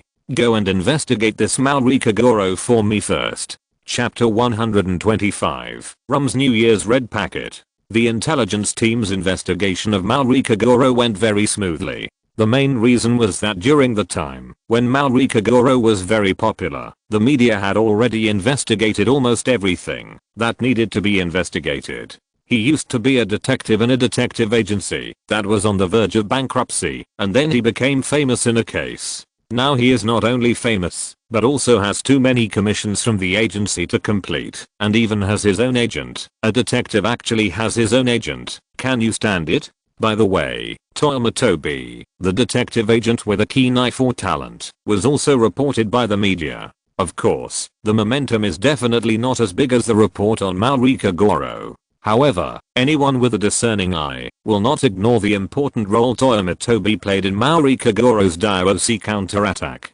Rum's focus of observation is slightly different from that of others. When everyone is paying attention to how Maori Kagoro counterattacked, Rum has already paid attention to the murder case that allowed Maori Kagoro to counterattack. The murder of the chairman of the Meru Group.